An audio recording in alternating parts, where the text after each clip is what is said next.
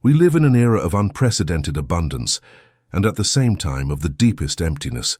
We have more access to information than ever, but less clarity, more virtual connections, but a more intense loneliness, more options, but less conviction. We navigate a vast and hazy ocean of uncertainty. Most of us, without realizing it, have given up the rudder of our own lives. We have become sailors adrift, pushed by the winds of social expectations, swept away by the currents of fleeting distractions, hoping that by a stroke of luck, we will arrive at the island of happiness. But happiness, when pursued as a destination, is an island that vanishes on the horizon every time we think we are getting close. The true longing of our soul isn't for happiness, it's for meaning. We don't long for a destination, but for a direction. We don't long for the absence of storms, but for a solid ship and a firm rudder to navigate them. We long for an inner compass that whispers, "This is the way," even when the ocean roars and the sky is dark. This audiobook is not a treasure map that will take you to a magical island. Those maps don't exist. This is a shipyard manual. It's a guide for the soul sculptor. It is an invitation to stop being a castaway and to become the captain of your own journey. Together, we aren't going to find the meaning of your life. We are going to build it. We are going to sculpt it, piece by piece, from the raw material of your own unique existence, your gifts, your wounds, your choices. The emptiness you feel isn't a sign that something is wrong with you. It is the blank space waiting for you to start drawing. Chapter 1: The Echo of the Soul. We have accepted that life as we have lived it often feels like a journey adrift. But how does true navigation begin? What is the first sign that we are ready to take the helm, that we are ready to sculpt meaning into our existence? The signal is not a thunderclap. It's not a map in a bottle. It is much more subtle. It is a whisper, an echo in the silent chambers of our own being. It is the first sign of purpose, that subtle longing, that holy dissatisfaction that tells us we are destined for more. The great numbness, life on autopilot. For most of us, life unfolds in a state of comfortable somnambulism. We follow the script we were given. We study, we work, we start a family, we pay the bills, we plan vacations. We fulfill all expectations.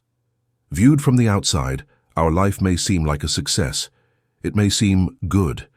And yet in moments of stillness, perhaps driving home after work or in the quiet of the night just before falling asleep, we feel something, an emptiness, a restlessness, a persistent feeling that, despite all our effort, we are missing the true melody of life. It is the feeling of having a life that on paper has all the right ingredients, but whose final taste is bland. This is the silent epidemic of the modern world, the great numbness, and our instinctive reaction to this feeling is not to listen to it, it is to silence it. We have become masters of existential anesthesia. We fill the void with noise, with the incessant flow of social media, shows and news. We fill the void with consumption, the next purchase, the next car, the next gadget, each promising a happiness that fades as soon as we swipe the credit card. We fill the void with busyness. We take pride in our packed schedules, using being busy as a badge of honor, when it is often just a sophisticated way of running from ourselves. We fill the void with substances, alcohol, food, anything that can temporarily numb the persistent echo within us. We do everything we can not to hear that whisper, because a part of us intuits that, if we really listened, it would force us to change. And change is terrifying. The sacred nature of dissatisfaction, the holy longing. But what if that feeling of emptiness, that dissatisfaction, were not the enemy? What if it were not a sign that something is wrong with us, but proof that something is profoundly right? The first and most important act in the art of sculpting a meaningful life is to reframe our relationship with our own dissatisfaction. We have been programmed by a culture that idolizes superficial happiness to believe that any feeling of dissatisfaction is a failure.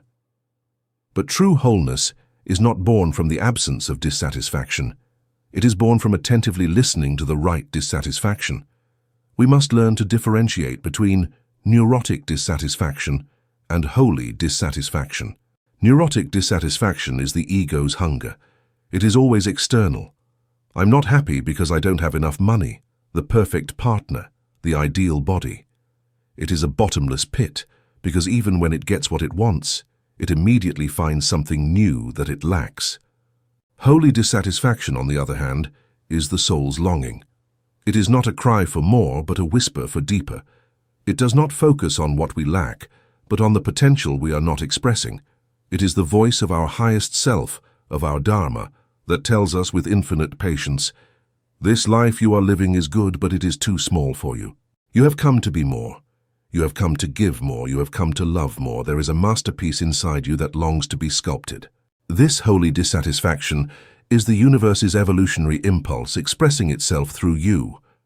It is the same force that compels the seed to break its comfortable shell to become a tree. The seed, to be able to grow, must be deeply dissatisfied with its state as a seed. It must feel an irresistible longing for the light. Your dissatisfaction is not your enemy, it is your guide. It is the first and most reliable sign that you are ready to begin the true journey.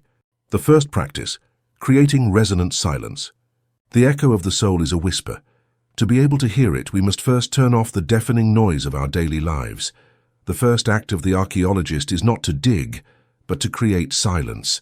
The initiate in this art deliberately cultivates solitude. Not the loneliness of disconnection, but the solitude of deep connection with oneself. He gives himself moments, even if only for 15 minutes a day, without external stimuli. He turns off his phone, the television, the music. He simply sits. His goal in this silence is not to empty his mind. It is to create a resonance chamber. It is to allow the turbulent waters of his mind, agitated by the constant wind of distraction, to settle. He knows that only when the water is calm can he clearly see what lies at the bottom. Only in the silence can the subtle echo of his soul be amplified and heard. The second practice, the art of the open question. The soul archaeologist does not dig with a shovel, but with questions. But they are not the closed, logical questions of the mind that seek a concrete answer. Should I take this job? They are open, poetic questions, directed not at the intellect, but at the soul. The initiate takes his journal, which is his treasure map, and in the stillness of his silence he begins a dialogue.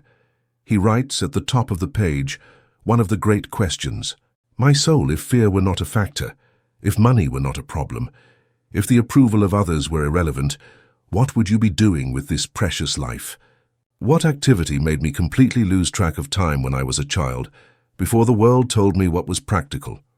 What about the world breaks my heart in such a profound way that I feel a calling to be part of the healing? What is the one thing that I secretly long to create, not to impress anyone, but for the simple joy of expression? The initiate does not try to answer these questions with his logical mind. He simply writes them down. He lets them float in the space of his consciousness. And then he begins to write whatever comes, without censorship, allowing the answer to emerge from a deeper place. The third practice, following the trail of joy. The echo of the soul not only whispers with dissatisfaction, it also leaves a trail of breadcrumbs.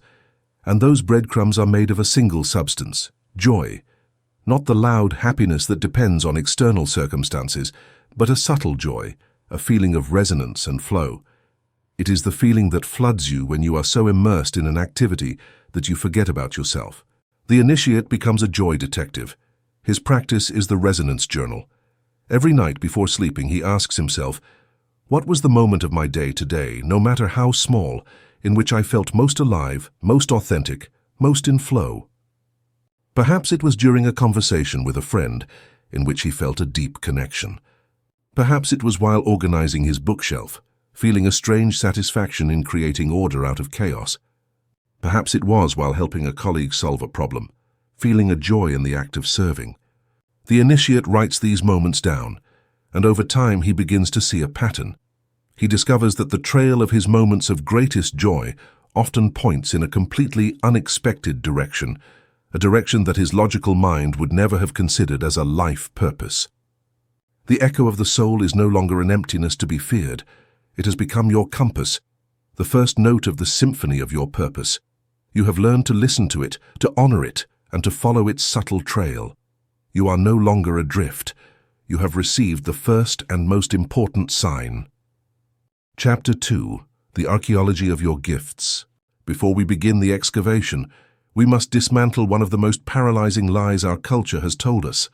The lie that talent or genius is a rare gift, reserved for a chosen few, artists, athletes, scientific geniuses. The rest of us, the story goes, are ordinary. Our mission is not to express a unique gift, but to find a secure place in the system, to fit in, to be practical. This belief is a poison. It is what leads us to bury our own treasures for fear that they are not brilliant enough, or out of shame that they are not useful or profitable. The truth is that every human being born on this planet is a genius. Every soul is a treasure.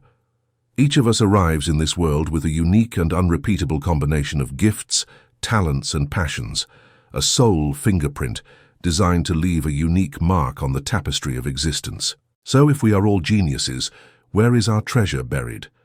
The treasure is buried in the process of our domestication. As we grow up, the need for security, belonging, and approval from our tribe, our family, our school, our society, becomes paramount. And we learn very quickly which parts of our being are acceptable and which are unacceptable. Perhaps the child who loved drawing fantastical worlds heard that you can't make a living from that and buried their creative genius. Perhaps the deeply sensitive and empathetic child heard that she was too dramatic and buried her gift for healing. Perhaps the teenager who was passionate about philosophy heard that he should study something practical and buried his vocation for wisdom. Layer by layer over the years, we bury the most authentic and vibrant parts of ourselves under the rubble of practicality and conformity. And one day, as adults, we find ourselves standing on top of our own treasure, feeling an inexplicable emptiness and wondering why life lacks meaning. The work of the soul archaeologist is to dig. It is to go back through those layers of conditioning to rediscover the gold that has always been there. The first site, the childhood playground. The first and richest of the archaeological sites is not found on your resume. It is found in the memories of your childhood. Because in play, before the world told us who we should be, we were the purest expression of who we are. Play is not a frivolous activity. It is the language of the soul. It is the natural way our consciousness explores, learns, and expresses itself. And the clues to your dharma, to your unique purpose, are encoded in the games that completely absorbed you as a child. The initiate in this art does not trust his superficial memory. He knows that treasures are buried under layers of forgetfulness. His tool is the journal and the evocative question. The practice is not a logical analysis, but a journey back in time. The archaeologist sits in silence. He takes a deep breath, and he travels in his imagination, not to a specific memory, but to the feeling of being between 7 and 14 years old.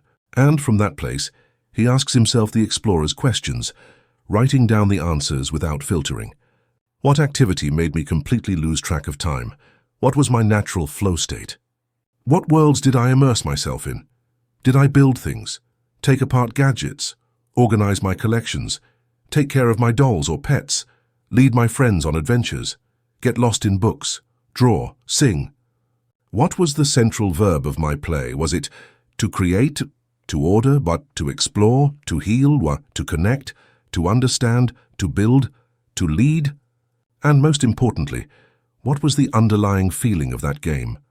The joy of creating order from chaos, the excitement of exploration and discovery, the pleasure of deep connection with another being, the satisfaction of solving a puzzle. The initiate knows that the clues are not so much in the literal activity, but in the verb and the feeling. The activity may change with age, but the central verb of your soul, the engine of your joy, remains constant. The child who loved to meticulously organize his toy cars may not be destined to play with cars, but his gift, his verb, is to order. As an adult, his purpose could manifest as a brilliant business strategist, an exceptional event organizer, a programmer who creates logical systems, or an editor who brings clarity to the chaos of a manuscript. The girl who spent hours creating complex stories for her dolls, giving them personalities and dialogue, may not be destined to play with dolls, but her gift is to connect and narrate. Her purpose could be that of a great writer, a therapist who helps people rewrite their stories, a leader who inspires through storytelling, or a mother who creates a world of magic for her children. The child who got lost in nature, collecting rocks and insects, fascinated by how the world works, may not be destined to be a collector, but his gift is to explore and understand. His purpose could be that of a scientist, an investigative journalist, a traveler, or a teacher who awakens curiosity in his students. The paradox of the ordinary. This is the territory of our natural genius, and here we encounter one of the cruelest paradoxes of the human condition. We tend to immensely value the skills that require great effort to acquire, while we completely devalue those that come naturally to us. We have been indoctrinated into the cult of struggle. We believe that value is directly proportional to suffering. If something is easy for us, our logical mind, trained in this cult, mistakenly concludes that it must be easy for everyone, and therefore it has no special value. This is the problem of the fish in the water. Our greatest genius is often like water to a fish, so natural, so omnipresent, so fundamental to our way of being that we are not aware of its existence. We take our own superpower for granted.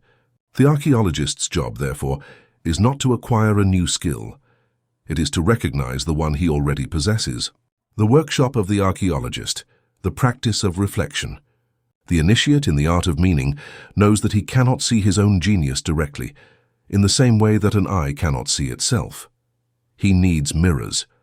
His practice is that of reflective inquiry, the art of using the world and others as a mirror to see his own face. The archaeologist takes his journal and, in the stillness of his inner workshop, begins to ask himself the detective's questions, searching for clues to his genius hidden in plain sight. The first question is, what kinds of problems do my friends, family, or colleagues always bring to me to solve? Maybe you are the person everyone turns to when they need calm advice in a crisis. Or maybe you are the one they call to organize a complicated trip. Or maybe you are the person who always knows how to fix the computer. People intuitively recognize our genius much sooner than we do ourselves. The problems the world presents you with are a clue to the gifts you possess. The second question is, what sincere compliments have I received throughout my life, especially those that I dismissed thinking, oh, it was nothing? The initiate makes an inventory of these compliments. Maybe someone once told him, you have a way of explaining things that makes everything seem simple, or you always know how to see the positive side of things, or when you talk, people listen. Often, in these compliments that we have ignored, resides the most accurate description of our natural gift. The third question is the bravest of all. The archaeologist realizes that he needs external data, and he undertakes a small experiment of perception. He chooses 5 people who know him well and whose opinion he trusts. And he asks them a simple question, either by email or in person. I'm doing a self-discovery exercise, and your perspective would be a great help. If you had to describe my superpower or my greatest talent, what would you say it is? The answers are often surprising and deeply revealing. The synthesis, connecting the dots on the map. The archaeologist now has 2 lists of clues on the table of his consciousness. On one hand, he has the verbs and feelings of his childhood passion. On the other, he has the evidence of his effortless genius. The true treasure, the heart of his purpose, is almost always found at the intersection of these 2 lists. Let's imagine a woman whose archaeology reveals the following. Childhood passion. She loved to create imaginary worlds, draw maps of distant lands, and organize her dolls into complex societies. Her verb was to create order and narratives. Effortless genius. Her friends tell her that her superpower is clarity. She is the person who, in the middle of a chaotic conversation, can always summarize the main point and outline an action plan. The intersection is clear. Her purpose is not to draw maps, but to use her gift for clarity to create order and narratives out of chaos. She could be a brilliant business consultant, a writer who explains complex topics, a documentary producer, or a city planner who designs cities. The form may vary, but the core of her purpose resides in that intersection. The archaeology is finished for now. The dust has settled, and in front of you on the table of your consciousness lie the fragments of your treasure, the clues to your passion, the hints of your genius. You are no longer an ordinary person, if you ever were. You are the custodian of a unique gift. You have unearthed the raw marble of your purpose. But marble, no matter how precious, is not yet a sculpture. Knowing your gifts is the first step. The next is to heal the wounds that prevent you from using them. Chapter 3. The Wound as a Portal. We see pain, loss, and failure not as intrinsic parts of the human experience, but as mistakes, as system failures, as something to be avoided, anesthetized, or fixed as quickly as possible. Our instinctive reaction to a wound is to cover it up, ignore it, pretend it isn't there. But in doing this, in refusing to look at our own pain, we miss one of the most potent sources of meaning that life offers us. The psychiatrist and Holocaust survivor, Viktor Frankl, observed that those who survived found meaning in their suffering. He discovered that our final human freedom is to choose our attitude toward any circumstance. This choice gives us the power to transform suffering. Suffering in itself is meaningless, but a human has the alchemical capacity to give it meaning. We have the power to take the lead of pain and transmute it into the gold of wisdom, compassion, and purpose. Your deepest wound is not your greatest weakness. It is potentially your greatest strength. It is not a grave. It is a portal. The anatomy of a meaningful wound. How exactly does pain turn into purpose? How does darkness give birth to light? This alchemical process occurs in 3 fundamental ways. 1. Pain as a teacher of empathy, the wounded healer. Our wound becomes the bridge that connects us to the suffering of others. You cannot heal a wound in another that you don't understand in yourself. The archetype of the wounded healer teaches us that the shaman or therapist is not one who has lived a life without pain. They have descended into the hell of their own psyche and returned with a map. The person who has overcome an addiction knows the anatomy of compulsion from the inside. Their wound becomes their greatest gift of service. Their story is one of resilience, not victimhood. The entrepreneur who has experienced a devastating bankruptcy possesses a wisdom that no business book can teach. Your wound qualifies you. It gives you a doctorate in the science of compassion. 2. Pain as a clarifier of values. Suffering is a fire that burns away everything that is not essential. In the dark night of the soul, trivialities vanish. Social status, the opinions of others, the next purchase, all lose their power. And in the remaining silence, we confront the fundamental questions: what truly matters? Who am I beyond my roles? Pain forces us to let go of our false identities and connect with our deepest values. A person who has been close to death rarely returns to a life of superficiality. They return with a fierce clarity about what truly matters: love, connection, and contribution. Suffering, if we allow it, strips us of everything we are not, so we can finally discover who we truly are. 3. Pain as a catalyst for strength. Suffering is the gym of character. As Nietzsche said, "What doesn't kill me makes me stronger." This isn't just a cliché, it is a psychological and spiritual truth. An easy life doesn't produce great souls. It produces fragile beings who fall apart at the first setback. It is resistance, friction, and challenge that forge resilience, courage, and wisdom. It is by facing your greatest fears that you discover your bravery. It is by navigating the deepest sadness that you discover your capacity for compassion. It is by rising from your worst failure that you discover your unshakable resilience. Mythology is full of this truth, embodied in the archetype of the phoenix. The phoenix must first burn in the fire of tribulation to be reborn in its most glorious form. Suffering is that fire. It is the process through which the old self dies so that a new self can be born from the ashes. The first practice, the art of sacred witnessing. The first act of healing is not to fix the pain. It is to honor it. It is to be a sacred witness to our own experience. Most of our suffering does not come from the pain itself, but from our resistance to it. We fight. We judge ourselves for feeling bad. We tell ourselves stories that we shouldn't feel what we feel. The practice is one of radical self-compassion. The master, when feeling a wave of emotional pain, sadness, fear, shame, does not seek distraction.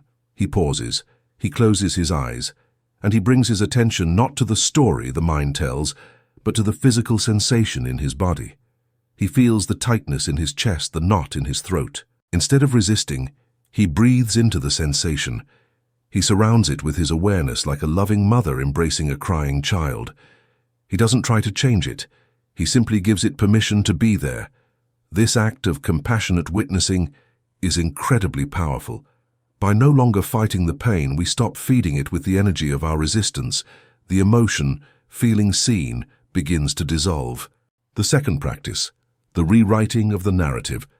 Once the pain is honored, the soul sculptor takes his tools and begins to change the story. He knows he cannot change the past event, but he has the absolute power to change the meaning he gives it in the present. The practice is that of alchemical narrative, often performed in a journal. The initiate writes the story of his wound from 3 different perspectives. The victim's story. First, he writes the story from a place of unfiltered pain. He allows himself to be the victim. He writes all his anger and sense of injustice. This is catharsis, getting the poison out onto the page. The neutral observer's story. A few days later, he writes the same story again, but this time as an objective journalist. He sticks only to the facts. This act of detachment helps him separate the facts from the emotionally charged story he has built. The hero's story, alchemical reframing. Finally, he performs the act of magic. He writes the story a 3rd time, but from the perspective of his wise, healed future self, looking back. He actively seeks the gift in the wound. He asks, "What strength did this fire forge in me? What wisdom did this darkness teach me? What compassion did this pain open me to? What new path opened up as a result?" This 3rd story does not deny the pain of the first. It honors it and integrates it into a larger narrative of growth and purpose. The 3rd practice, transmutation into service. Finally, the master knows that healing is completed not in introspection, but in contribution. He takes the gold he has extracted from his wound and offers it to the world. The practice is that of the wounded healer's mission. The initiate asks himself, how can I use the wisdom I gained through my greatest suffering to alleviate the suffering of others? The person who overcame depression finds their purpose creating support groups. The one who navigated a chronic illness finds their mission writing a guide for other patients. The one who healed from addiction becomes a mentor for those still in the struggle. This act of transmuting personal pain into service for others is the final alchemy. It is the moment when the wound ceases to be a source of shame and becomes a badge of honor. It is proof that you not only survived, you used the fire to forge a gift. Your wound is no longer a source of shame. It has become your superpower. Your scar is proof of your resilience and the source of your compassion. Chapter 4, The Tyranny of Choice. You are ready to make the first strike of the chisel, to make the first decision that will begin to shape your life. And it is at this precise moment, on the threshold of creation, that you encounter the most paradoxical and paralyzing guardian of the modern age. It is not an external monster. It is a freedom so vast, so overwhelming, that it becomes its own form of prison. We must now talk about the tyranny of choice. The paradox of modern freedom. We live in an age of unprecedented choice. We have access to more information, more careers, more philosophies, more places to live, and more people to connect with than any other generation. We have been sold the idea that this freedom of choice is the supreme good. But this is a half-truth, one of the great ironies of our time. Because freedom without direction, an abundance of options without an inner compass, does not lead to wholeness. It leads to paralysis. It is the anxiety that arises from standing at the edge of an abyss of infinite possibilities. This tyranny is what keeps so many brilliant souls in a state of perpetual stagnation. They are castaways in an ocean of uncertainty, unable to choose one island and start swimming, for fear that it won't be the perfect one. The soul sculptor stands frozen, fearing the first strike of the chisel. The anatomy of paralysis, the 3 jailers of choice. To free ourselves from this paralysis, we must first understand the psychological mechanisms that sustain it. They are 3 jailers that operate in the shadows of our mind. 1, the ghost of missed opportunity, FOMO. Every time you choose one path, you inevitably give up all the others.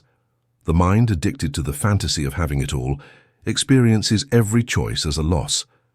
This fear is so great that it often prefers not to choose at all. The problem is that life is not lived in potentiality, it is lived in actuality. By refusing to choose one door, a person remains forever in the hallway, never entering any room. 2. The tyranny of the maximizer. This jailer is the search for the perfect option. The maximizer feels a compulsive need to examine every possible option to make sure he is choosing the best one. He spends weeks researching the best phone, the best vacation destination, the best career. Although it seems that the maximizer will make better decisions, research proves the opposite. He often suffers from paralysis by analysis, and even when he does make a decision, he is rarely satisfied with it. His search for perfection condemns him to perpetual dissatisfaction. 3. The escalation of expectations. The abundance of options raises our expectations to an unrealistic level. When we have infinite options, we expect to find the perfect one, and almost no choice can meet that expectation. We feel disappointed, not because the choice was bad, but because our expectations were inhuman. These 3 jailers, fear of loss, the search for perfection, and inflated expectations, create paralysis. They keep us in a state of endless deliberation that never leads to action, and life, meanwhile, passes us by. The sculptor's awakening, the truth of commitment. The initiate, upon recognizing this prison, does not seek more options. He seeks liberation from choice. He understands a profound truth. Freedom is not born from infinite choice, but from brave commitment. A river is free and powerful precisely because it is confined by its banks. Without them, it would not be a river. It would be a stagnant puddle. Its boundaries are what give it its direction and its strength. Our life gains power and meaning not when we keep all our options open, but when we consciously choose a channel, a purpose, and pour the totality of our energy into it. Commitment is not a limitation of our freedom. It is the channeling of our freedom. It is what turns potential into power. The sculptor is not free while the block of marble remains untouched. It is the moment he makes his first incision, when he commits to a form, that his true creative freedom begins. We have understood the nature of the prison. We have seen how the freedom of choice without the wisdom of choice becomes a tyranny that paralyzes us. We know that the antidote is not to seek more, but to commit more. But how do we make this choice? How do we move from the paralysis of analysis to the power of decision? How do we make that first terrifying strike of the chisel? The first practice, the art of the good enough choice. The sculptor does not look for the perfect choice. He knows it is a chimera, an invention of the maximizing mind that condemns him to an endless search. He seeks, instead, the resonant choice, the one that, although imperfect, is good enough to start sculpting. His practice is to become a satisficer of the soul.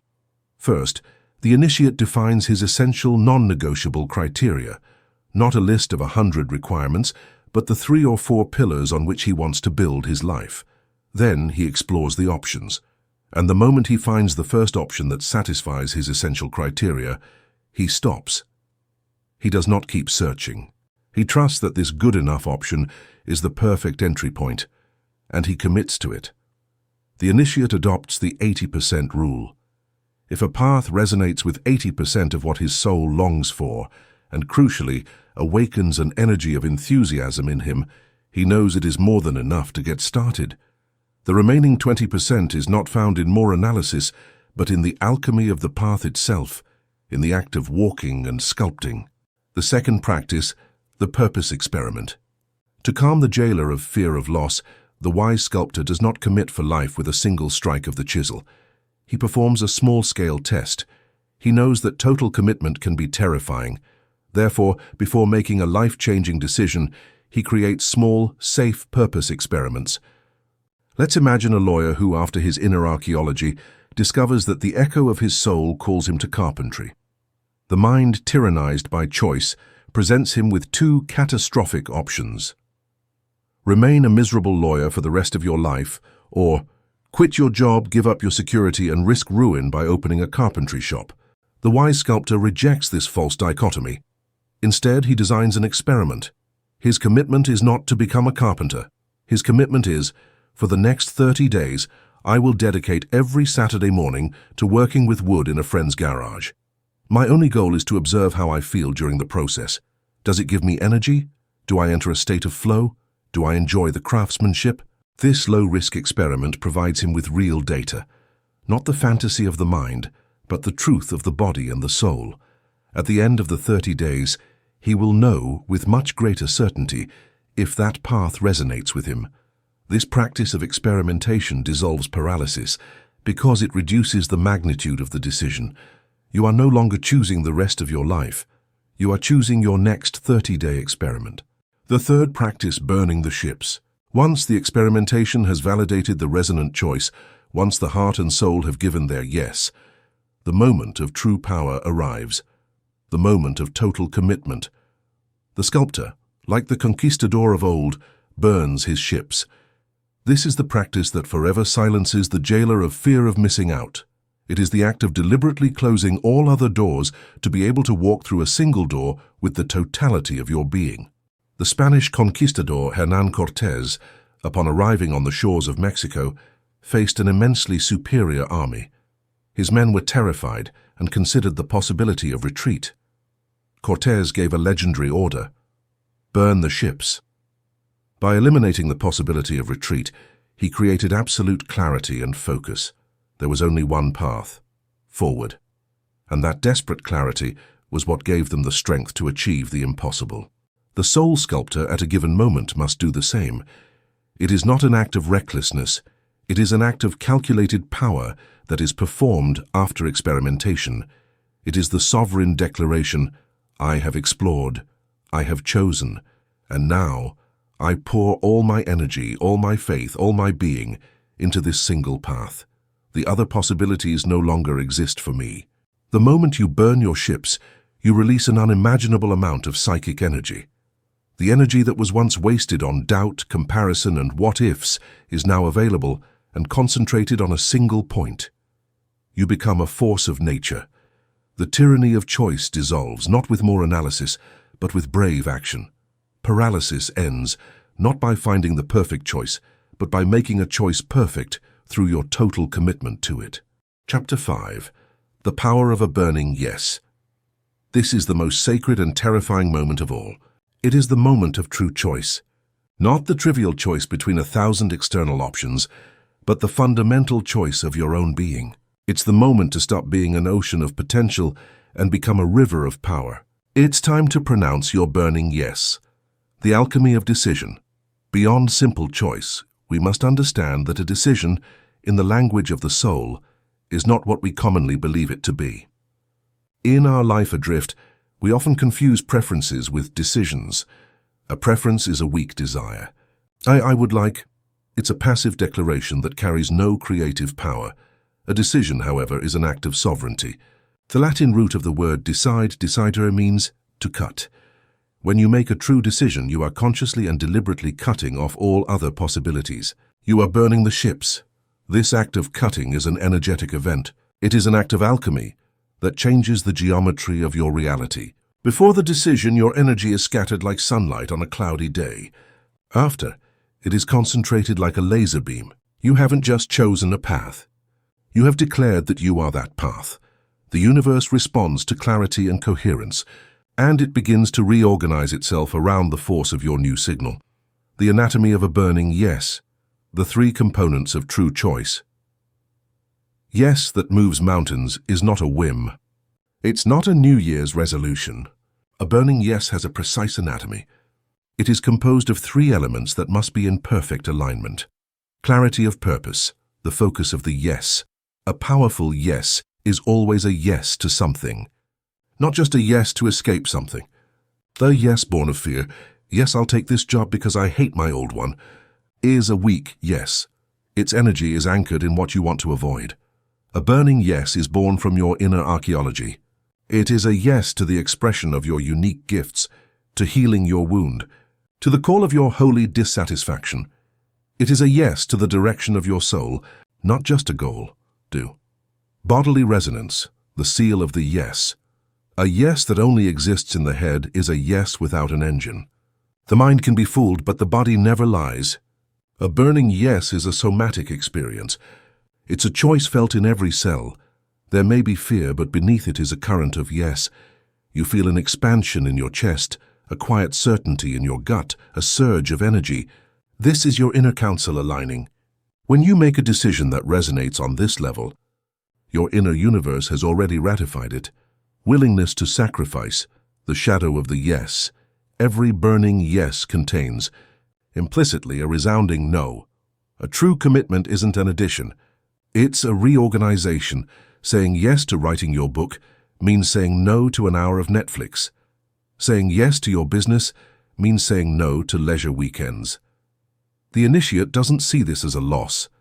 He sees it as sacred pruning. A wise gardener cuts weak branches so the tree can produce magnificent fruit. This sacrifice is not a punishment, but a joyful devotion to your purpose. It is proof that your yes is real, the sovereign power of the no. How a yes frees you. We believe that keeping our options open gives us freedom, but it often condemns us to paralysis. A single burning yes is the source of true freedom. Why? Because it gives you the authority to say 1,000 no's without guilt. Your energy is your most precious resource. When you have no clear yes, your energy is hijacked by others' agendas.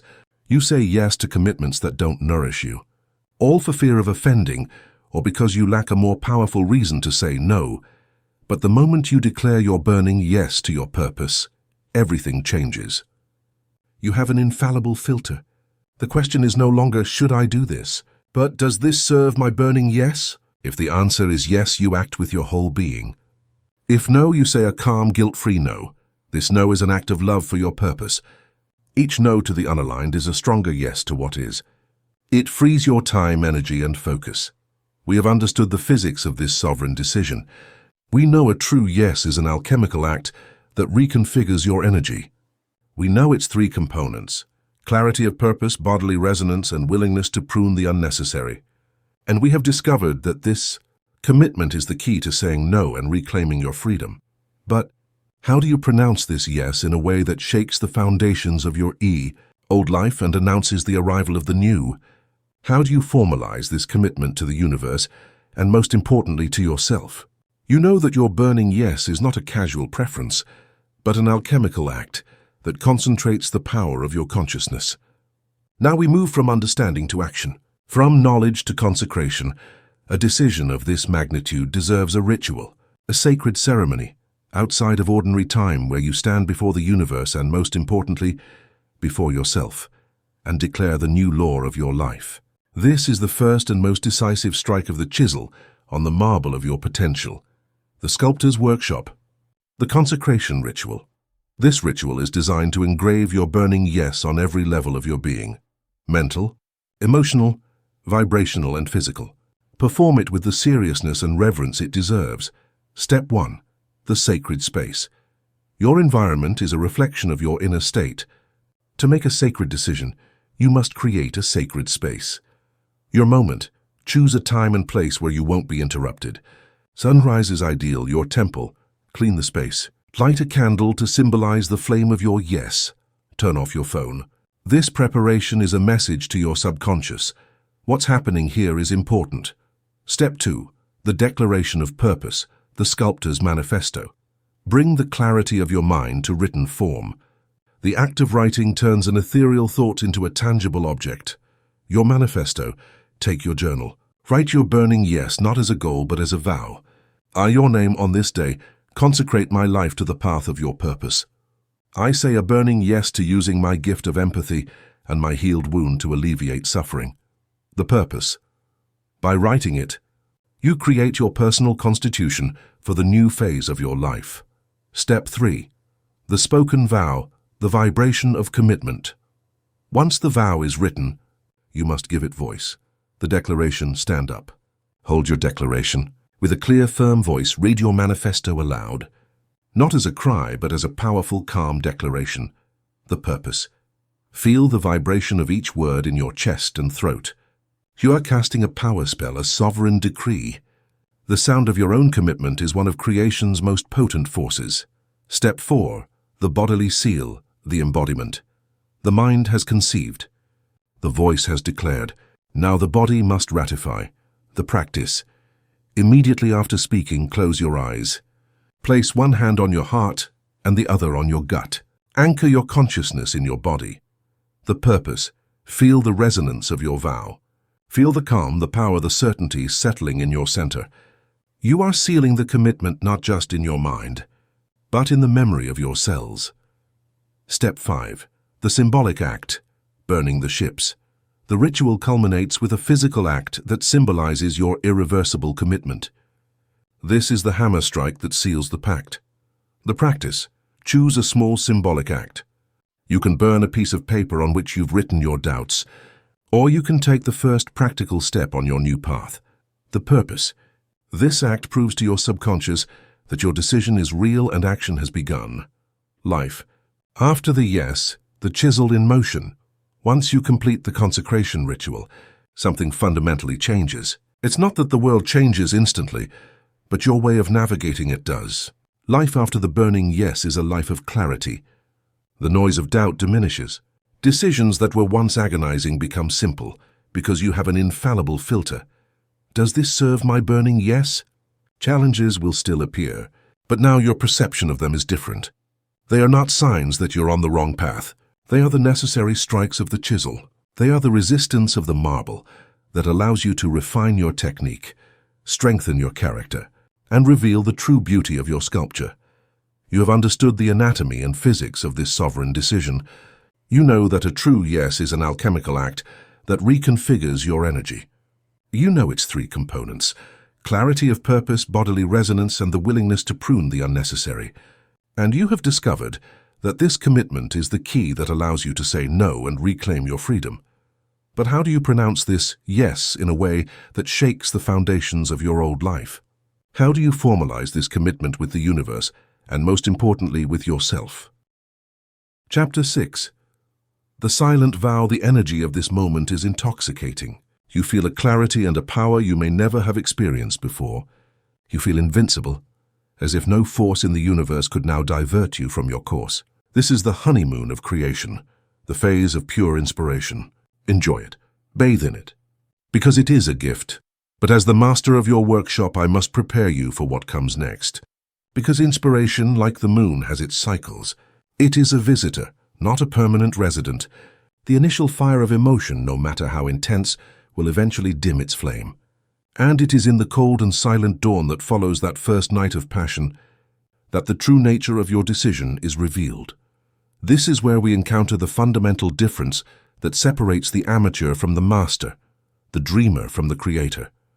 It is the difference between an interest and a commitment, and the bridge that takes you from one to the other is built with the silent, invisible force of your silent vow. The abyss between 2 worlds, interest versus commitment. On the surface, an interest and a commitment may seem similar. Both imply a direction, a desire, a goal. But at their energetic core, they are 2 completely different universes. The world of interest. An interest is conditional. It is the mindset of the tourist, of the amateur. He is attracted by the idea of the sculpture, by the romantic image of the artist in his workshop. Interest follows pleasure and flees from pain. He shows up in the workshop only when he feels inspired, when the work is easy and gratifying. But at the first sign of difficulty, the marble that resists, the design that doesn't work, the tiredness at the end of the day, interest seeks a distraction.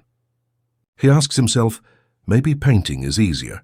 Interest depends on external validation. He needs others to applaud his first sketches. He feeds on likes, compliments, and signs that he is doing well. If the validation doesn't come, his energy fades. Interest is focused on the outcome. His main motivation is the finished sculpture, the applause from the gallery, the prize. The process, especially its tedious and repetitive parts, is seen as an obstacle to be overcome as quickly as possible. Most of us live our lives in the world of interest. We have an interest in being healthy, but only when it's convenient. An interest in being prosperous, but we are not willing to face our fears about money. An interest in spiritual growth, but only when it doesn't interfere with our comfort. The world of commitment. Commitment is unconditional. It is the mindset of the master, of the professional. He is not attracted by the idea of the sculpture, but he is in love with the process of sculpting. Commitment is loyal to the path, not to the emotion of the moment. He shows up in the workshop every day at the same time, rain or shine, whether inspiration strikes or not. He understands that inspiration is not the cause of the work, but the result of the work. It is by picking up the chisel, even reluctantly, that the fire of creativity is rekindled. Commitment finds its validation in the act itself. Its reward is not future applause, but the integrity of keeping one's own word in the present. It feeds on self-discipline and self-respect that are born from being true to oneself. Commitment falls in love with the process. He understands that the masterpiece is not just the final statue, but the person he becomes through the thousands of chisel strikes. He sees each challenge not as an obstacle, but as an opportunity to perfect his art and forge his character. The decision of your burning yes placed you at the door of the workshop. But it is the silent vow that turns you into the sculptor who stays, who perseveres, who transforms the raw marble of his potential into the masterpiece of his life. The anatomy of the silent vow, the soul's contract. What is then this vow? It is not an affirmation you repeat.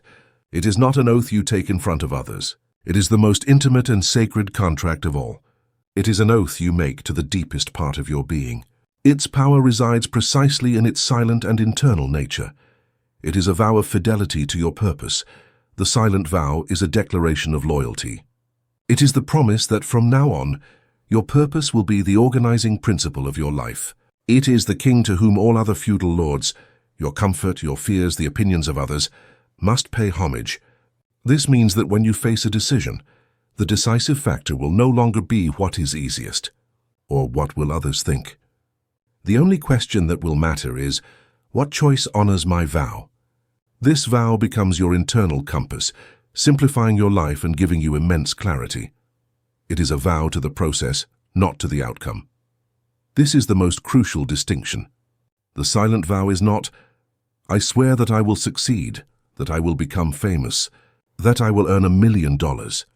That is the language of the ego, and such a vow is fragile, because it depends on external factors that you cannot always control. The true silent vow is, I swear that I will be faithful to the path. I swear that I will show up in the workshop and do the work. I swear that I will continue to sculpt, learn and grow regardless of the immediate results. This type of vow is unbreakable because its fulfillment depends solely and exclusively on you. By committing to the process, you release the anxiety about the outcome, and paradoxically, it is this release, this devotion to art for art's sake, that creates the vibration of mastery that attracts the most extraordinary results. It is a vow of self-respect. Ultimately, the silent vow is the supreme act of self-love. Every day that you keep your vow, especially on the difficult days, you are sending yourself the most powerful message of all. I am worthy of my own commitment. My word to myself is law. My potential is sacred, and I refuse to betray it. This self-respect becomes the foundation of your being. It builds an inner fortress that no external criticism can tear down. You become your own source of validation. The first great test, the silence after the euphoria, you pronounced your burning yes. You performed the consecration ritual. And for a few days or perhaps weeks, you felt like you were floating on a cloud of clarity and power. Synchronicity flowed. Ideas came. The universe seemed to conspire in your favor. This is beginner's grace, the initial impulse the cosmos gives you to confirm that you have chosen the right path. And then one day you wake up, and the silence is different. The euphoria is gone. Inspiration seems to have dried up. You look at the marble and feel nothing. The chisel feels heavy. And a subtle voice, the voice of old habit, the voice of interest, begins to whisper in your ear, See, it wasn't that big of a deal. This is harder than I thought. Maybe I chose the wrong path. I'm not seeing results. This isn't working. I'm tired. I deserve a break. I'll take today off. Welcome to the first great test. Welcome to the desert. This is not a sign that you have failed. It is the sign that your initiation has begun. The honeymoon is over. And now life asks you, was it just a summer romance based on the emotion of the moment? Or are you here for a sacred marriage, a lifelong commitment, in sickness and in health, in inspiration and in drought? It is at this moment, when you don't feel like doing it, that the silent vow is activated. It's not an emotion. It is a decision you already made. It is a structure you built precisely for these moments. You don't consult your feelings. You consult your vow, and your vow says, the sculptor shows up in the workshop, and so you get up. You go to your workshop. You take the chisel, even if your hands feel like lead, and you make the first strike, and then the second, and then the third, and then the magic happens. By honoring the commitment over the emotion, something is activated. Movement generates energy. The act of working invites inspiration to return, perhaps not as a sweeping fire, but as a gentle, constant warmth, a feeling of deep integrity. You have passed the first test. You have shown that your commitment is stronger than your mood. I will now give you the 3 sacred disciplines of the committed sculptor.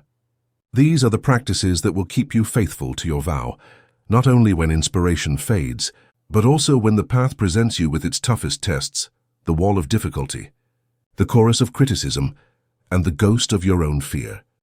First discipline, the wall of difficulty, the art of honoring failure. Sooner or later you will encounter it. The wall. The moment when your project stalls, the experiment fails, the door slams shut. The moment when, despite all your efforts, things just don't go as you had planned. The mind governed by interest interprets this wall as an unmistakable sign. This is not the way. I was wrong. I should give up and look for something easier. It sees failure as a verdict on its worth and on the validity of its purpose. The mind governed by commitment, by the silent vow, sees the wall in a completely different way. It doesn't see it as an end, but as a lesson. It doesn't see it as a verdict, but as invaluable information. It knows that failure is not the opposite of success. It is an indispensable part of the process of success. The master sculptor understands that the first strikes on the marble are rarely perfect. Sometimes a piece breaks unexpectedly. Sometimes he discovers a vein in the stone that forces him to completely change his design. He does not throw the marble in the trash. He does not abandon his art. He stops, observes, learns from the resistance of the stone, and adjusts his technique. The apparent failure becomes the teacher, who teaches him the true nature of his material and perfects his skill. The workshop practice, the Chisel journal. When you encounter a failure or a setback, resist the urge to fall into self-criticism or despair. Instead, take your journal and perform this practice of alchemical reframing. Step A. Honor the emotion. First, allow yourself to feel the frustration or disappointment. Write it down. Get it out of your system. I feel frustrated because this didn't work. I feel like I wasted my time. Honor the human in you. Step B. Extract the lesson.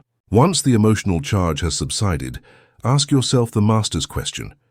If this failure were a teacher in disguise, what are the 3 lessons it has come to teach me? Maybe the lesson is about patience. I've learned that this process requires more time than my ego expected. Maybe it's about skill. I've discovered a weakness in my technique that I can now strengthen. Maybe it's about direction. This closed path is showing me that I need to pivot and try a new angle I hadn't considered. Step C. Declare gratitude. This is the alchemical step. End your journal entry with this declaration. I thank this challenge for the wisdom it has revealed to me. It's not a wall, it's a compass. Now with this new lesson, I continue my work. This discipline transforms the poison of failure into the medicine of wisdom. It keeps you loyal to the sculpting process, reminding you that every blow, even the ones that seem wrong, is necessary to reveal the final masterpiece. Second discipline, the chorus of external doubt, the art of inner validation. As soon as you commit to a path that deviates from the norm, the path of your authentic purpose, you will encounter the chorus of well-intentioned but fearful voices from your tribe. Your friends, your family, your colleagues, are you sure that's a good idea? It seems very risky, but you had a good job. Why give it all up? No one has ever done that before. Most people fail. The mind governed by interest is vulnerable to this chorus. Since it depends on external validation, these doubts act as a poison that paralyzes its will. It begins to question its own path, adjusts its vision to make it more acceptable, and often gives up its dream to return to the security of tribal consensus. The mind, governed by commitment, listens to the chorus, but does not allow it to conduct its orchestra. It understands that the opinions of others are almost never about you. They are a reflection of their own fears, their own limitations, and the ships they never dared to burn. The committed sculptor has made his silent vow. His contract is with himself, not with the gallery audience.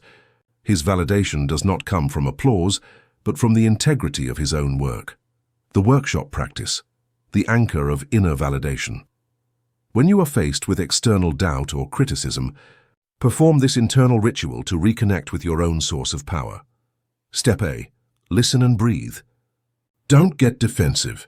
Don't try to convince the other person. Simply listen, nod, and breathe. Remember that their reality is not your reality. Step B. Return to the source. Excuse yourself for a moment, or if you can't do it internally, close your eyes, place a hand on your heart, and travel back in time, back to the moment of your consecration ritual. Re-feel the clarity of your burning yes. Re-hear the sound of your own vow. Remember why you started this journey. Step C. The silent mantra. With your hand still on your heart, repeat this inner mantra. My vow is with myself. My compass is my joy. My validation is my own soul. I thank you for your opinion, but I remain on my path. This discipline turns you into a sovereign fortress. It allows you to love and respect others without letting their fears infiltrate your magic circle. You learn to be your own anchor in the midst of the ocean of others' opinions. Third discipline, the ghost of inner doubt, the art of self-fidelity. This is perhaps the most difficult test of all. The wall is external. The chorus is external. But what do you do when the ghost of doubt is your own mind? When the one whispering, "You're not enough, you're going to fail, who do you think you are?" lives inside your own head? The mind with an interest gives in to this ghost.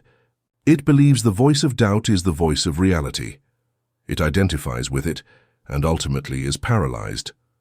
The mind with a commitment learns to relate to the ghost in a completely new way. It doesn't try to fight it, because it knows that fighting a ghost is exhausting and useless, nor does it believe it. It learns to see it for what it is, the echo of an old programming, the noise of a past conditioning, the static of an ancestral fear. It is the frightened captain of the guard, trying to keep you in your comfort zone. The committed sculptor recognizes the voice, thanks it for its attempt to protect him, and then, with a sovereign calm, returns to his work. The workshop practice, the pilgrimage to the vow. When inner doubt becomes deafening, your practice is to make a pilgrimage back to the origin of your commitment. Step A. Open the manifesto. Take your journal. Go to the page where you wrote your burning yes during the consecration ritual. Read it, not mechanically. Read it aloud. Step B. Reconnect with the why. Close your eyes and evoke the energy you felt at that moment. Reconnect with the holy dissatisfaction that got you started. Remember the pain of your life adrift.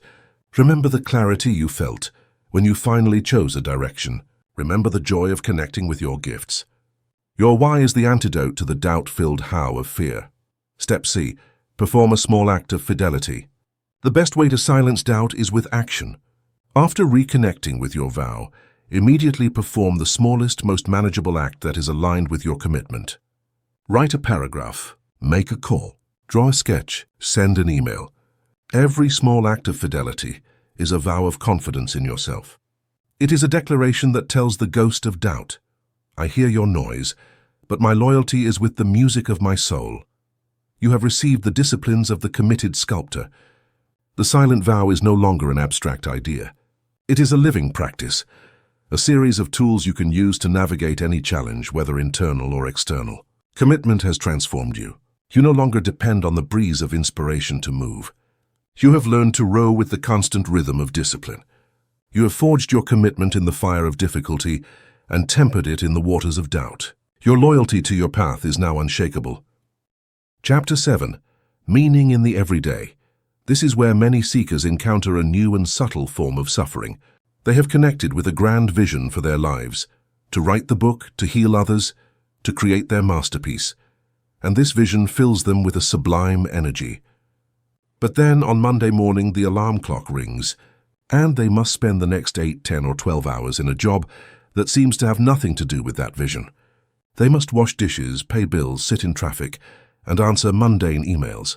A painful spiritual schizophrenia is created. They live a double life. There is the real life, that of their purpose, which they practice in the margins of their day, in their morning meditation, in their hour of writing at night.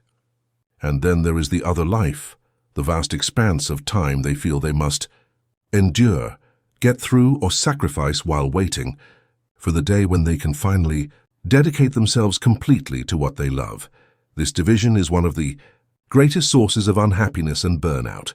It is the belief that the meaning of life is something that awaits you in the distant future, at the top of the mountain, once you have finished crossing this valley of mundane tasks.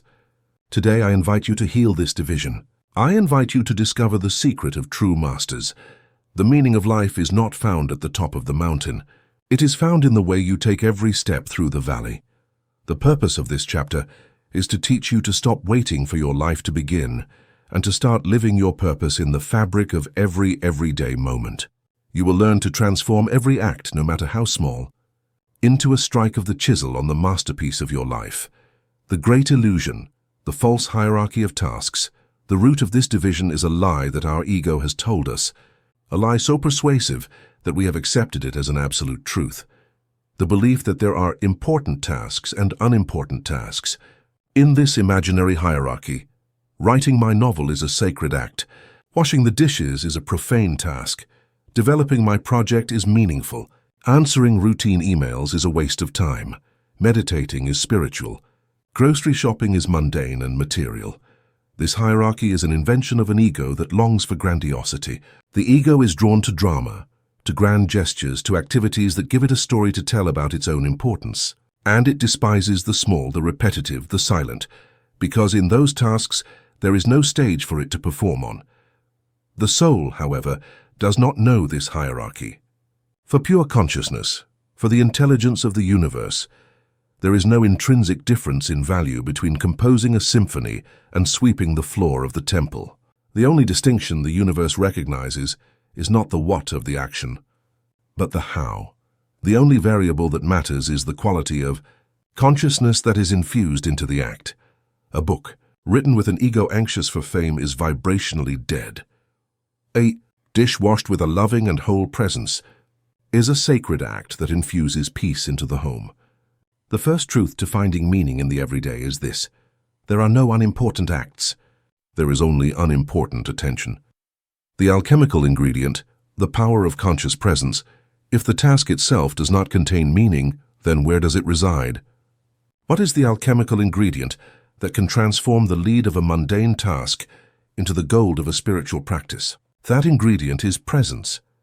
Presence is the act of bringing the totality of your attention, deliberately and without judgment, to the experience of the present moment.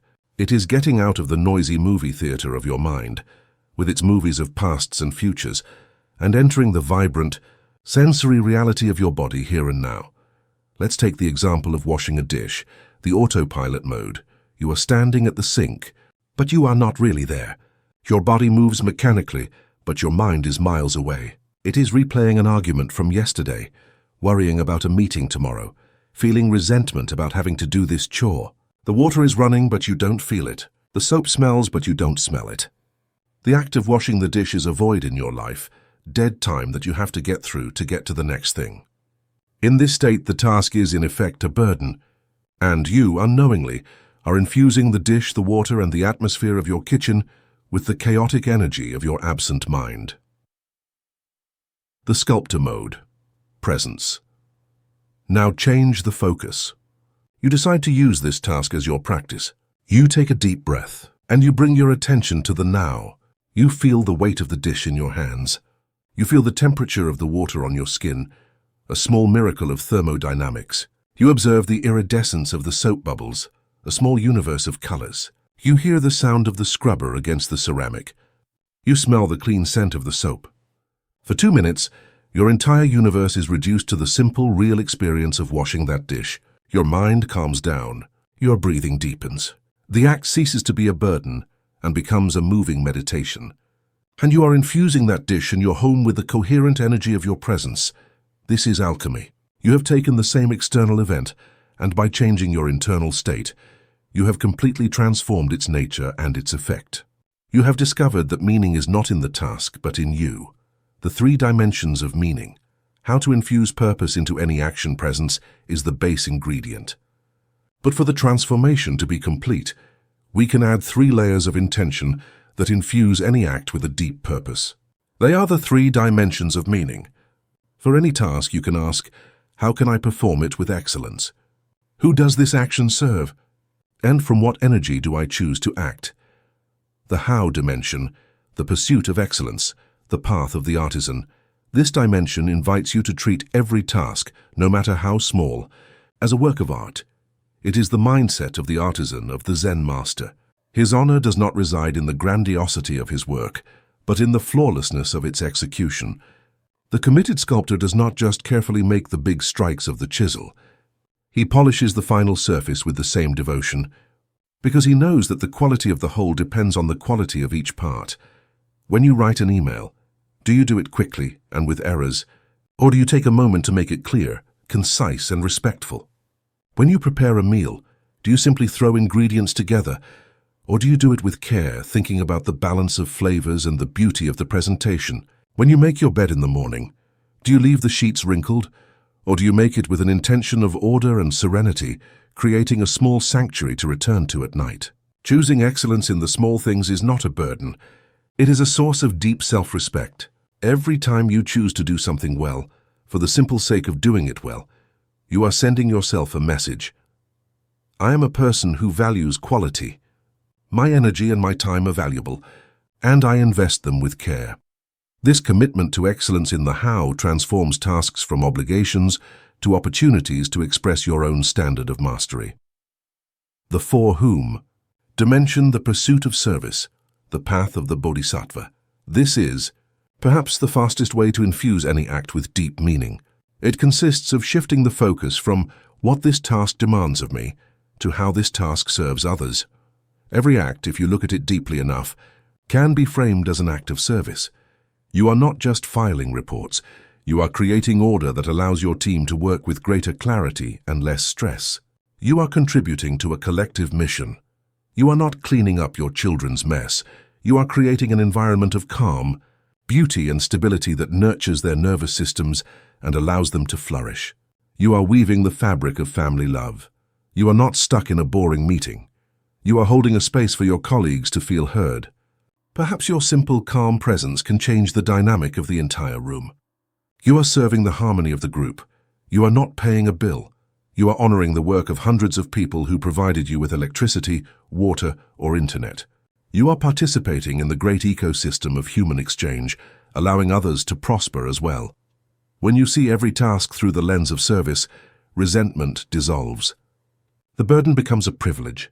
You discover that your purpose is not something you do in your free time. It is something you can embody in each of your interactions with the world. Your entire life becomes an offering. You have received the key to healing the great division. You have dismantled the false hierarchy that kept you waiting for your life to begin. You now understand that every moment is an altar, and every task an opportunity for sacred practice. You know that presence is the alchemical ingredient, and that excellence and service are the catalysts that infuse any act with a deep meaning. But one dimension remains, the most subtle and powerful of all, the one that allows you not only to find meaning, but also to become a radiant source of energy that actively transforms your environment. Your life has already begun to change. The tasks that were once burdens now feel like opportunities for mastery and connection. The division between your real life and your spiritual life begins to heal. But now we must add the final and most powerful layer of all, the dimension that infuses your actions not only with dignity and purpose, but also with an alchemical power to transform the energy of your life and your environment. This is the dimension of from where. The third dimension, the from where, the vibrational intention, the path of the magician. This is the culmination of the art. It goes beyond what you do and for whom you do it, and it focuses on the state of being from which you act. It is the understanding that every action you perform is a vehicle for the energy you inhabit. You are a transmitter. And the question is, what frequency are you emitting? You can perform a task with impeccable excellence and with an intention of service, but if your inner state is one of stress, resentment, or anxiety, that is the energy you are weaving into the tapestry of reality. You are serving a beautiful meal with hands full of tension. You are writing a perfect report with a mind full of chaos. The master sculptor knows that his state of being is as important as the strike of his chisel. Before he touches the marble, He makes sure that his hands, his mind, and his heart are in a state of coherence. The fromware is the conscious act of choosing your vibrational frequency before enduring every action. It is the discipline of infusing every task, not only with your skill and your goodwill, but with the energy of peace, joy, clarity, or love. When you prepare for a difficult conversation, instead of rehearsing your arguments from a place of fear, you take a moment to breathe and ask yourself, from where do I choose to enter this dialogue? I choose to enter from a place of calm and a search for understanding. When you sit down to work on a task that you find tedious, instead of immersing yourself in resentment, you pause and set an intention. I choose to perform this task from a place of gratitude for the job I have and with an energy of serene focus. When you play with your children, instead of having your mind on 1,000 other worries, you declare internally, in this moment, I choose to be here from a place of pure presence and joy. This is not an act of positive thinking. It is an act of energetic engineering. You are consciously deciding the quality of the vibration you are going to emit into the world. And in doing so, you not only transform your experience of the task, but you also influence the outcome in a way that simple physical action cannot achieve. You are turning every everyday act into a ritual of conscious magic. The workshop of the present. Disciplines for a meaningful life.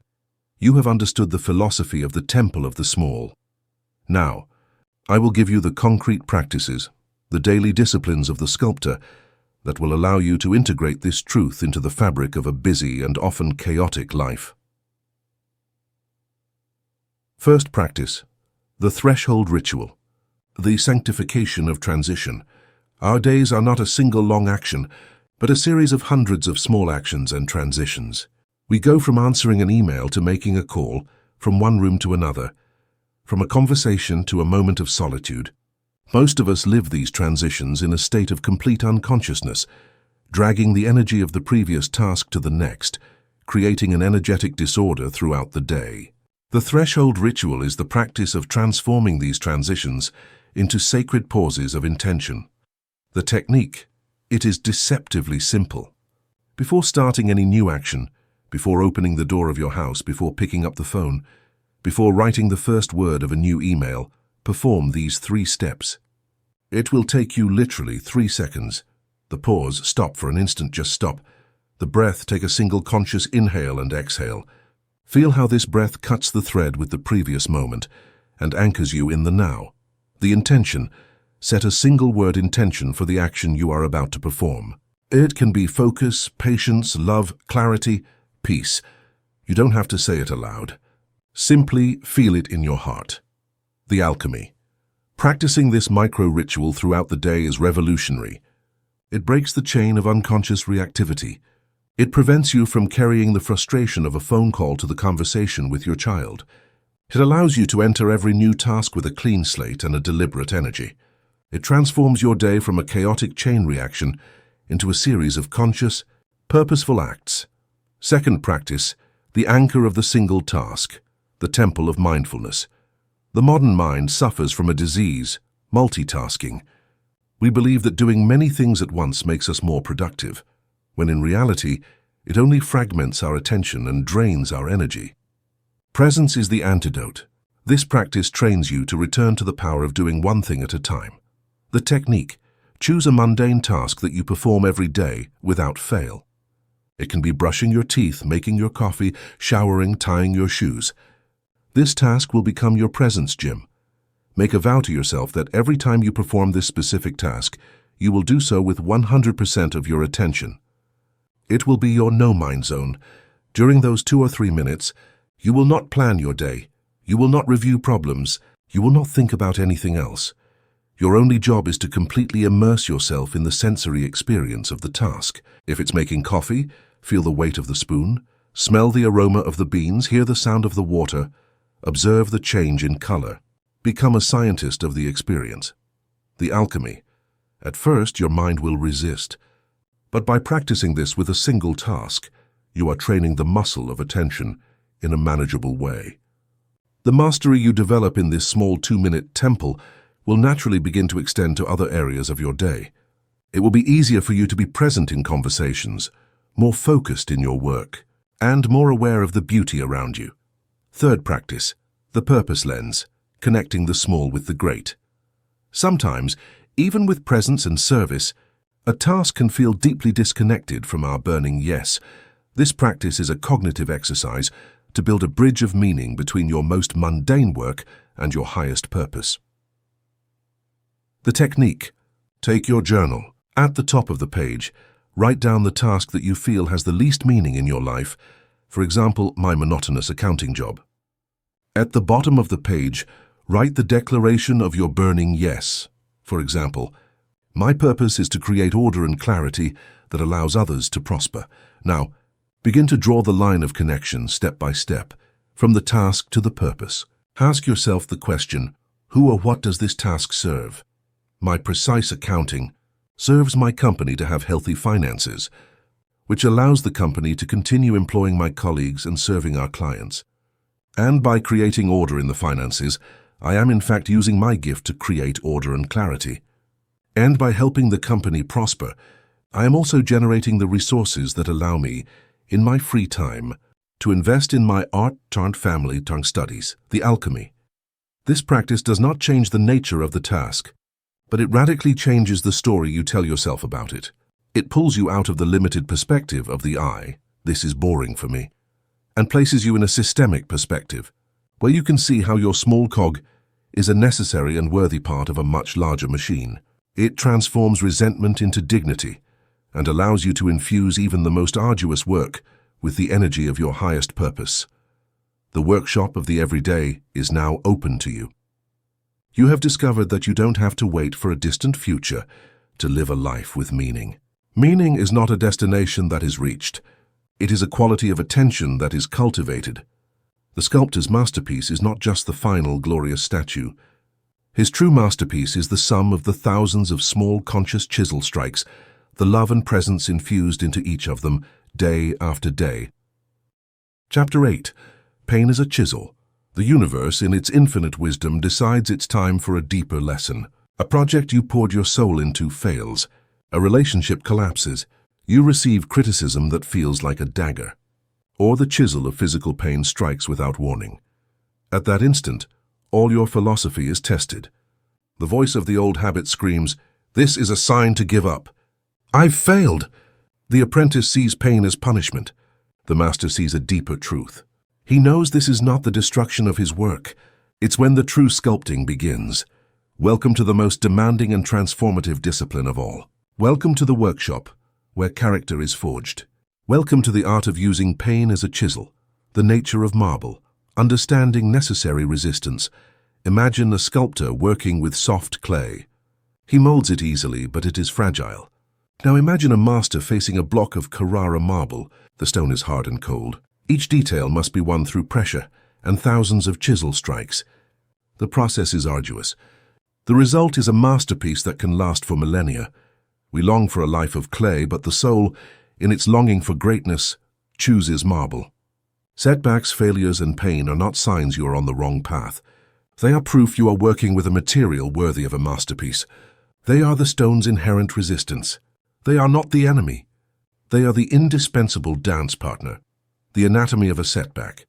Deciphering the marble's message for the initiate, a setback is never random. It is communication. It's the marble speaking to you. Learning to decipher this language is fundamental. Failure as data. The master sees failure as data. An experiment that didn't work isn't a failure. It's a result that provides invaluable information. It tells you, this approach is flawed. Seeing your failures as data frees you from shame and allows you to adjust your course with a scientist's objectivity. A setback as a test of commitment. Just as you solidify your silent vow, life presents a monumental challenge. It's an initiation that asks, is your vow forged in steel?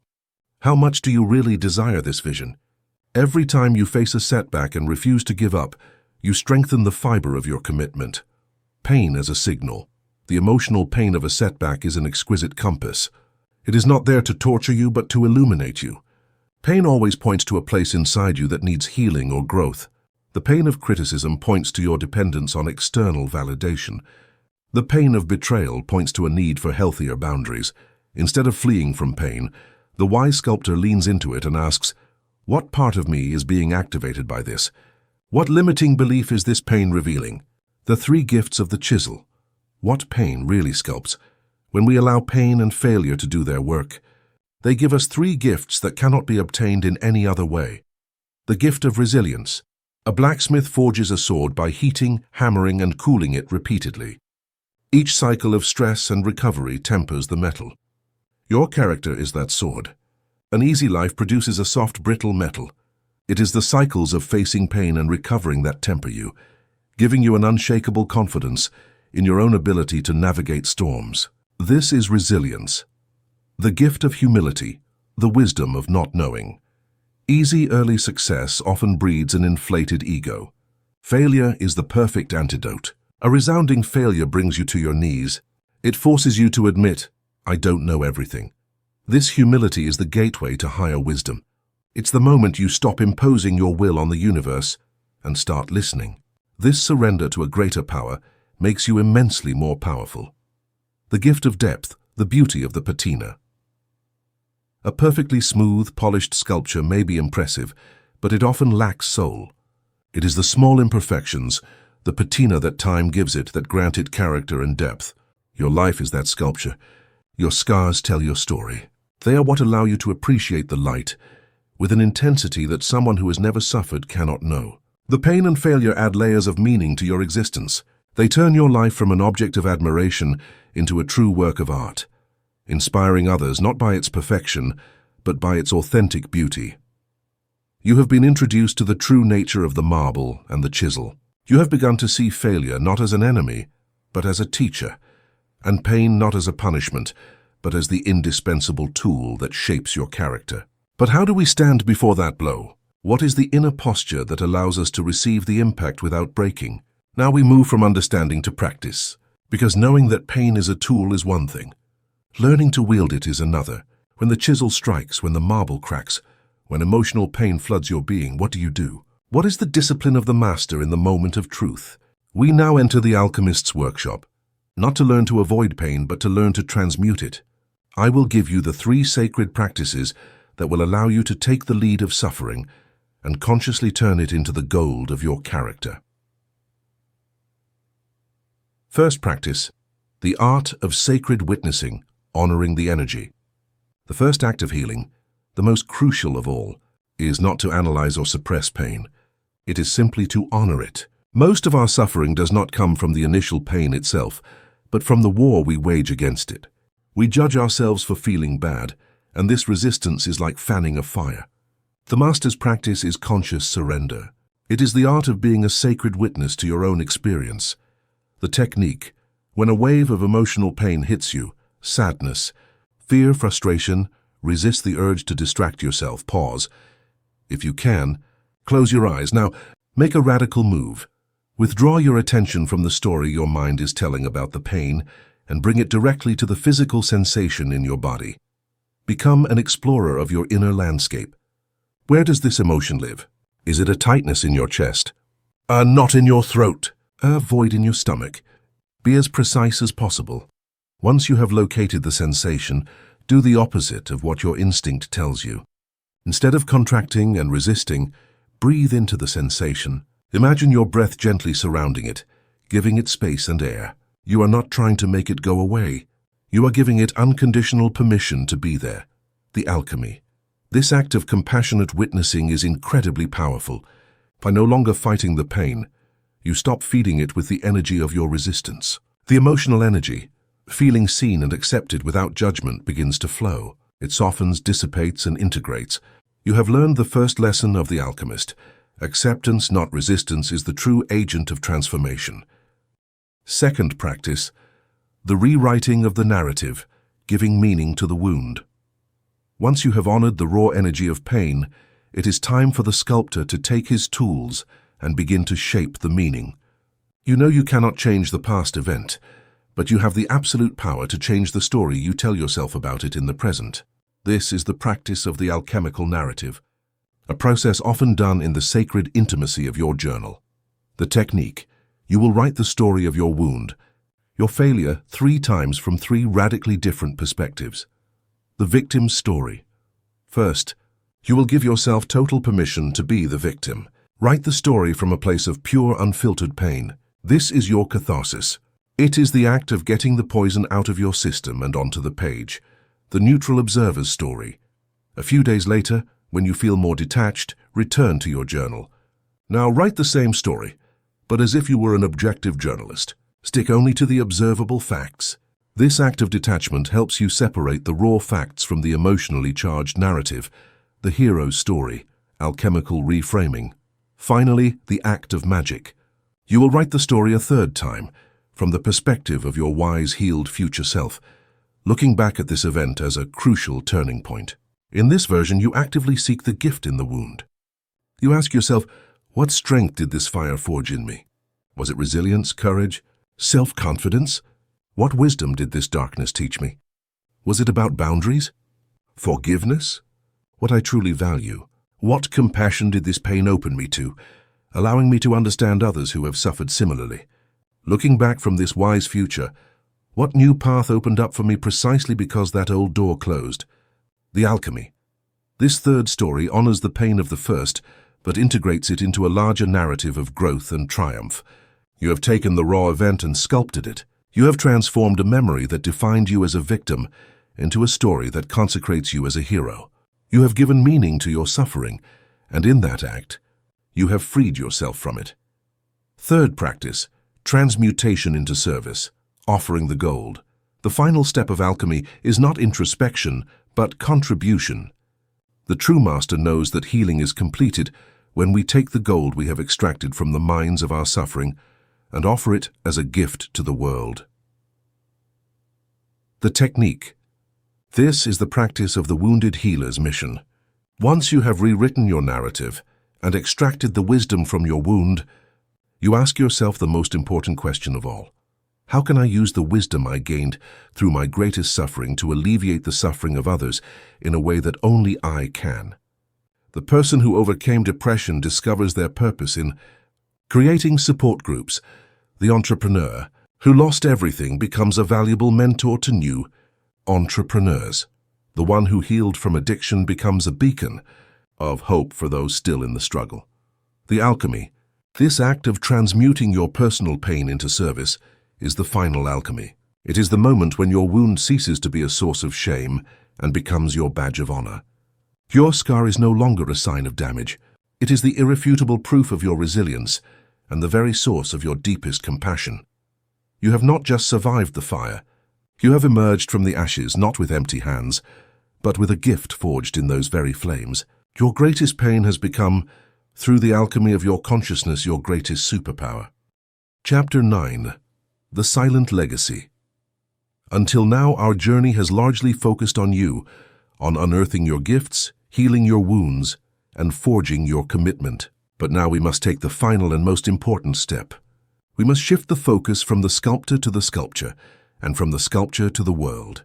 Because purpose, in its highest expression, is never just about us. It's about how our life, our work, our finished sculpture silently impacts the lives of others. Welcome to the most joyful discipline. Welcome to the discovery of your silent legacy. Beyond the tombstone, redefining legacy. The word legacy has been hijacked by the ego. We associate it with fame, with great monuments, with names written in history books.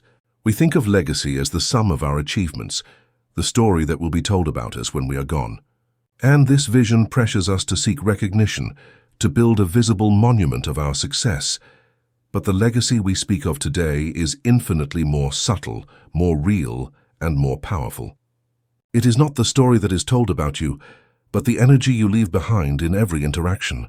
It is not the stone monument, but the ripple your life creates in the pond of collective consciousness.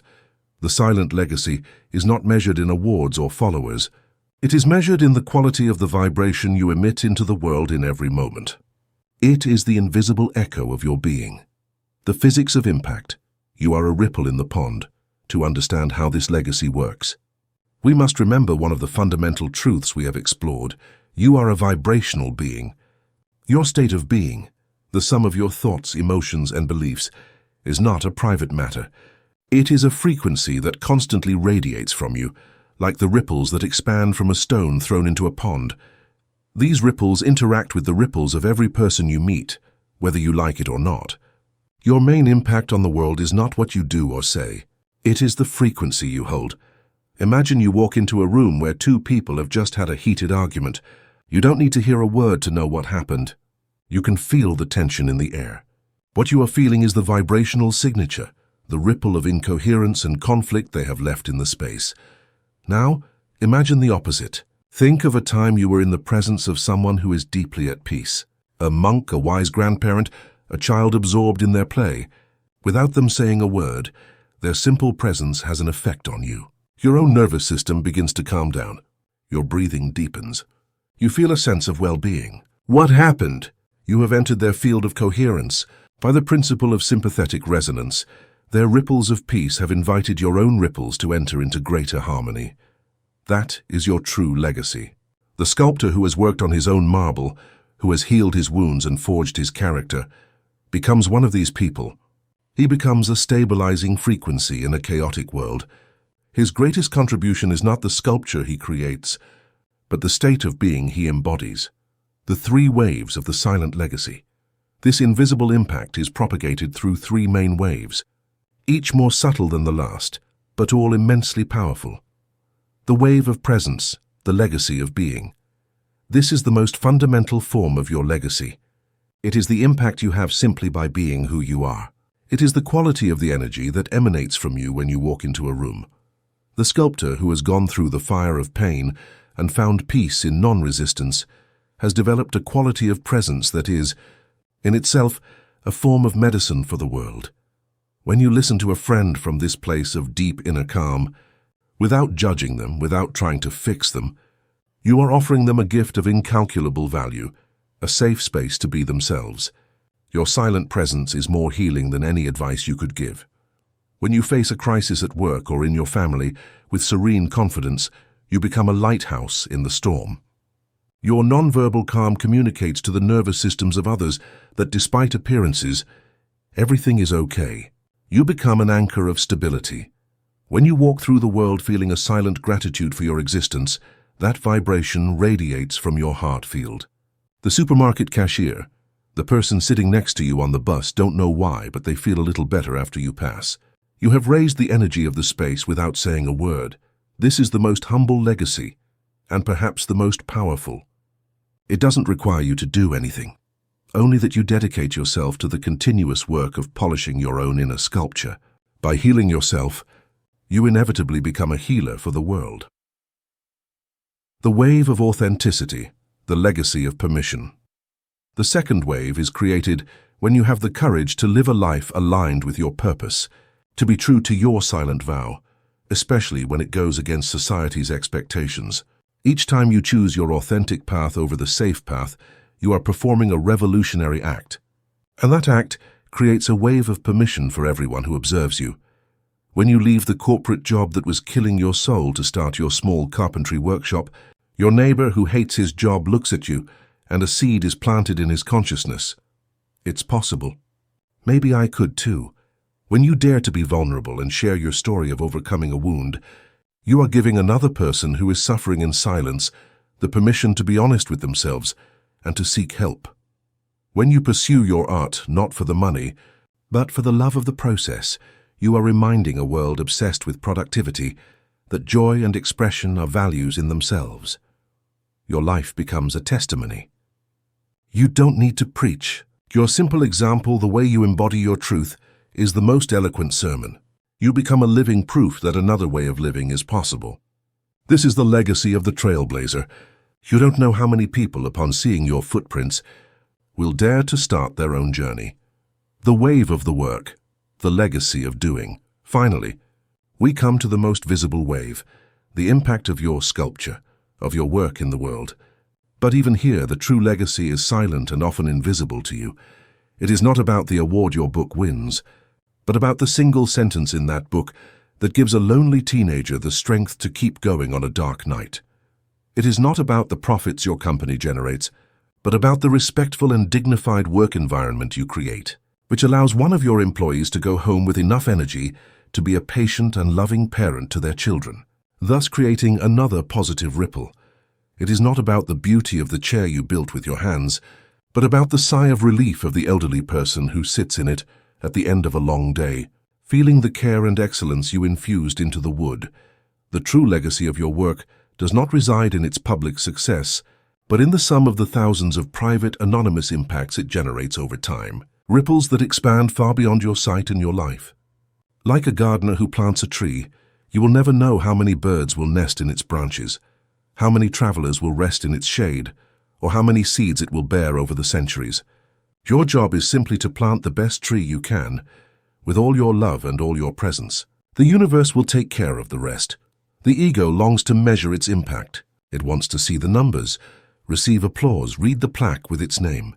The soul, however, finds its joy in the very act of emitting the wave. It trusts in the law of the pond. It knows that every wave of love, presence, and authenticity travels infinitely and fulfills its purpose, whether the emitter sees it or not. Now we move from understanding to cultivation. Because a silent legacy is not a lucky accident, it is the result of a conscious practice. What are the disciplines that ensure that the waves we emit are ones of healing and not of chaos, of grace and not of fear? We enter the workshop of the legacy sculptor. The Legacy Workshop. Disciplines for a life of conscious impact. These practices are not tasks that you add to your life. They are ways of being that infuse the life you already have with a new layer of intention and meaning. First discipline, the inner lighthouse, cultivating the wave of presence. Your state of being is your greatest gift to the world. Before any doing, there is your being. This discipline focuses on becoming the conscious guardian of your own vibration, knowing that it is the most fundamental offering you make to the collective. The practice, the vibrational check-in, the ritual, make it a habit. You can link it to an activity you already do, like drinking a glass of water or waiting for your computer to turn on. At various times throughout the day, pause for 30 seconds. Close your eyes. Place a hand on your heart. The question, ask yourself this simple question: what energy am I emitting right now? You don't need complicated words. The answer is a feeling. Is it an energy of rush and stress, of frustration, of calm, of gratitude, of resentment? Be honest with yourself without judgment. The calibration. If you notice that you are emitting a frequency of incoherence, stress, fear, don't criticize yourself. Simply use the simplest tool you possess, your breath. Take 3 slow, deep breaths, imagining that you are inhaling peace and exhaling the static. With this simple act, you have recalibrated your frequency. You have polished the lens of your lighthouse. The alchemy. Practicing this several times a day turns you into an energetic gardener. You stop unconsciously spreading the weeds of your stress into the garden of the world. You become a conscious source of coherence. Do not underestimate the power of this. Your calm in the middle of a chaotic office, your peace in a tense family meeting, your silent gratitude on public transport are acts of service. They are your lighthouse, shining silently in the fog, offering a point of reference for other ships that have lost their way. Second discipline, the compass of authenticity, cultivating the wave of permission. Your authenticity is a revolutionary act, but it requires constant vigilance because the forces of domestication and conformity are powerful and persistent. This discipline is about staying true to your burning yes, even in small decisions.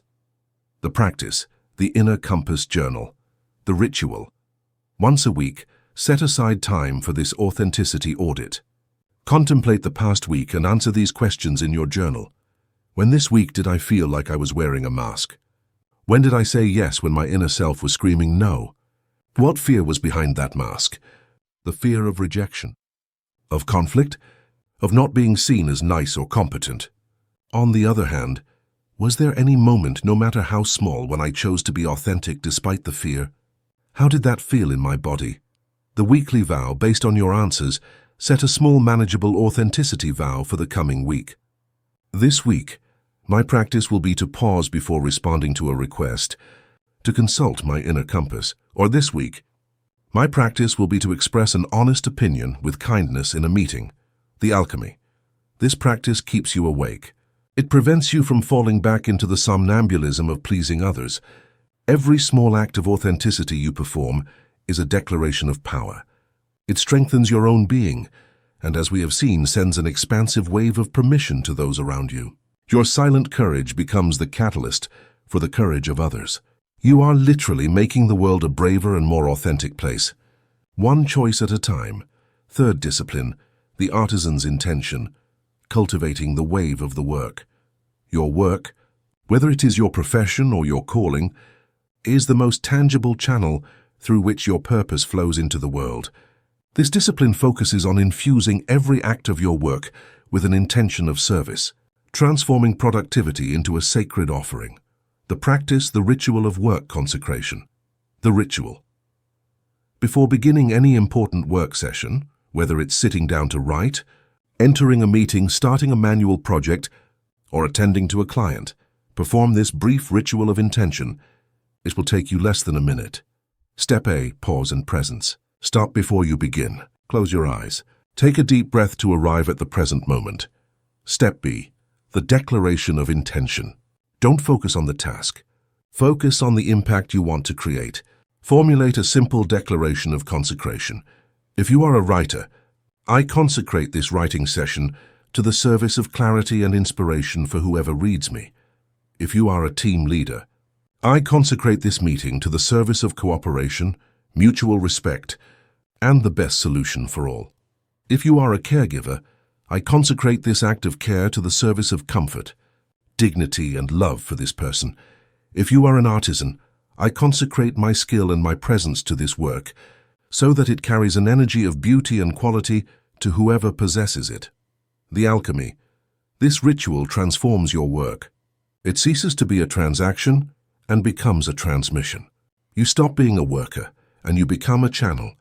You infuse your work not only with your skill, but with a vibration, with a silent blessing.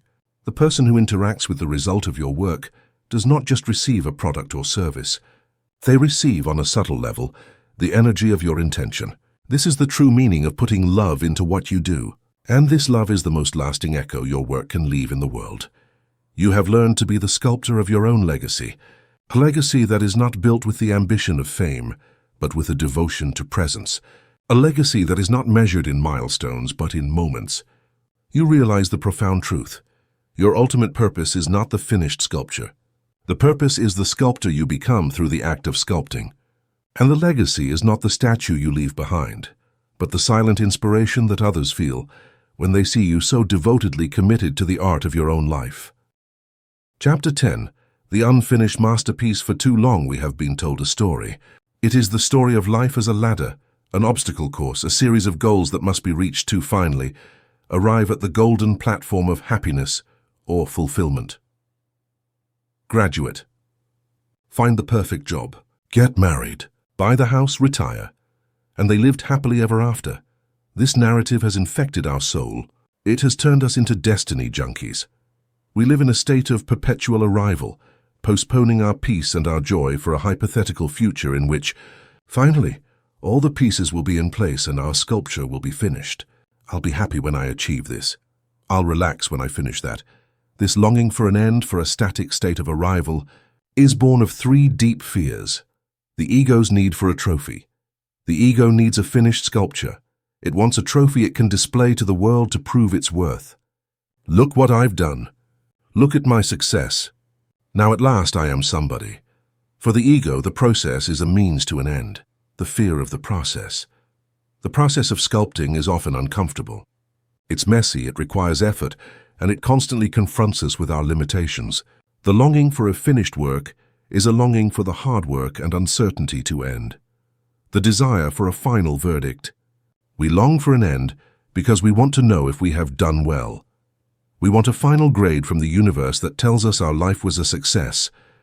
But this longing for a final destination is the most subtle trap. Because life is not a state, it is a process. Life is a verb, not a noun. Life is to flow, to grow, to change, to become. The only truly static, finished state that exists is death.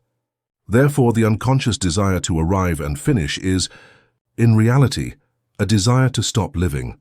The beauty of the imperfect, the wisdom of wabi-sabi to free ourselves from this tyranny. We must adopt a new aesthetic, a new way of seeing beauty. Western culture is obsessed with symmetrical, polished, flawless perfection. Eastern culture, on the other hand, offers us a wiser, more real vision, the philosophy of wabi-sabi. Wabi-sabi is the art of finding beauty in imperfection, impermanence, and the unfinished. It is the beauty of humble, unconventional things. The handmade, irregular, slightly cracked ceramic tea bowl is more valuable than the perfect factory-made porcelain cup. Why? Because its imperfections tell a story. Its asymmetry reveals the artist's hand. Its crack, perhaps repaired with gold in the art of kintsugi, speaks of its resilience, of its journey through time. Your life is that tea bowl. The cracks, your wounds, your failures, your scars are not flaws to be hidden. They are the golden lines that tell the story of your resilience. They are proof that you have lived, loved, and survived. They are the source of your compassion and your unique beauty. The unfinished parts of your being are not a sign of laziness or failure. They are proof that you are still alive, that you are still growing, that you are still in the sacred process of becoming. A finished sculpture is a museum piece. It is static, beautiful perhaps, but dead. An unfinished masterpiece, with marble dust still in the air and the sculptor's tools beside it, is alive, full of the promise and energy of infinite potential. The initiate in the art of a meaningful life stops chasing the unattainable ideal of perfection and falls in love with the authentic beauty of his own unfinished masterpiece. The joy is in the chisel, not on the pedestal, and this leads us to the culminating revelation. The purpose of the sculptor's life, the source of his deepest meaning, is not the admiration of the finished statue on the pedestal. It is the joy found in the very act of holding the chisel. We must differentiate here between pleasure and joy. Pleasure is often a destination event. It is the reward obtained at the end of the process. It is the euphoria of reaching the goal, receiving the prize, closing the deal. It is wonderful, but it is inherently temporary. Once the novelty wears off, the ego needs a new goal, a new pleasure to chase. Joy or flow, on the other hand, is a process event. It is not found at the destination, but in the journey. It is the state of total absorption you experience, when you are so immersed in an activity that time disappears. The sense of self vanishes. There is no past or future, only the pure act of creating, of solving, of connecting in the present moment. It is the sculptor, so lost in the rhythm of the hammer and chisel that he forgets himself and merges with his work. The life lived in pursuit of pleasure is the life of the destiny junkie, always chasing the next high. The life lived in pursuit of joy is the life of the master, who finds fulfillment not in what he achieves but in what he does, moment by moment. Your silent vow was not a commitment to an outcome. It was a commitment to a process. It was a vow to fall in love with the act of sculpting. When your joy comes from the process, you stop worrying about the outcome. And paradoxically, it is this lack of worry, this devotion to art for its own sake, that allows you to create your most sublime work. You free yourself from the pressure of having to be great. You free yourself from the need to arrive. And in your place, you find the freedom to simply be here and now. As a sculptor fascinated by the interaction between his chisel and the stone, you have dismantled the great illusion, the tyranny of destiny. You have begun to see the beauty in your own imperfect humanity, and to understand that meaning is not a place you arrive at, but a way you travel. You are ready to fall in love with the process. But how do you actively cultivate this joy in the process? What are the daily disciplines of the master, who has accepted that his work will never be finished, and who celebrates this truth? First discipline, the day consecration ritual, the art of beginning. The way you begin your day determines the quality of the consciousness with which you will live it. The amateur wakes up and immediately immerses himself in the chaos of the outside world. He checks his phone, reads the news, and is flooded with the agendas and anxieties of others. His day is a reaction from the very first moment. The master sculptor, on the other hand, reclaims the first moments of the day as a sacred space.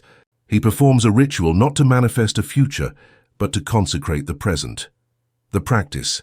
Step A. Silence as a canvas. Before any external stimulus, dedicate the first 5 to 10 minutes of the day to silence. It is not meditation to achieve enlightenment. It is an act of listening. It is allowing the dust of dreams to settle and to feel the blank canvas of the new day. In this silence, you simply are. Step B, the artisan's question. Instead of a long list of decrees, The master asks himself a simple, powerful question, which he writes in his journal or contemplates in his heart. What quality of my being do I choose to embody today as I work on my masterpiece? You don't ask, what am I going to achieve? Okay, but who am I going to be? Maybe the answer is patience, maybe courage, maybe presence, maybe joy. Step C, the consecration of work. Now you consecrate the day's work to that quality. You declare inwardly, today every strike of my chisel, every task I perform, every conversation I have will be an expression of patience.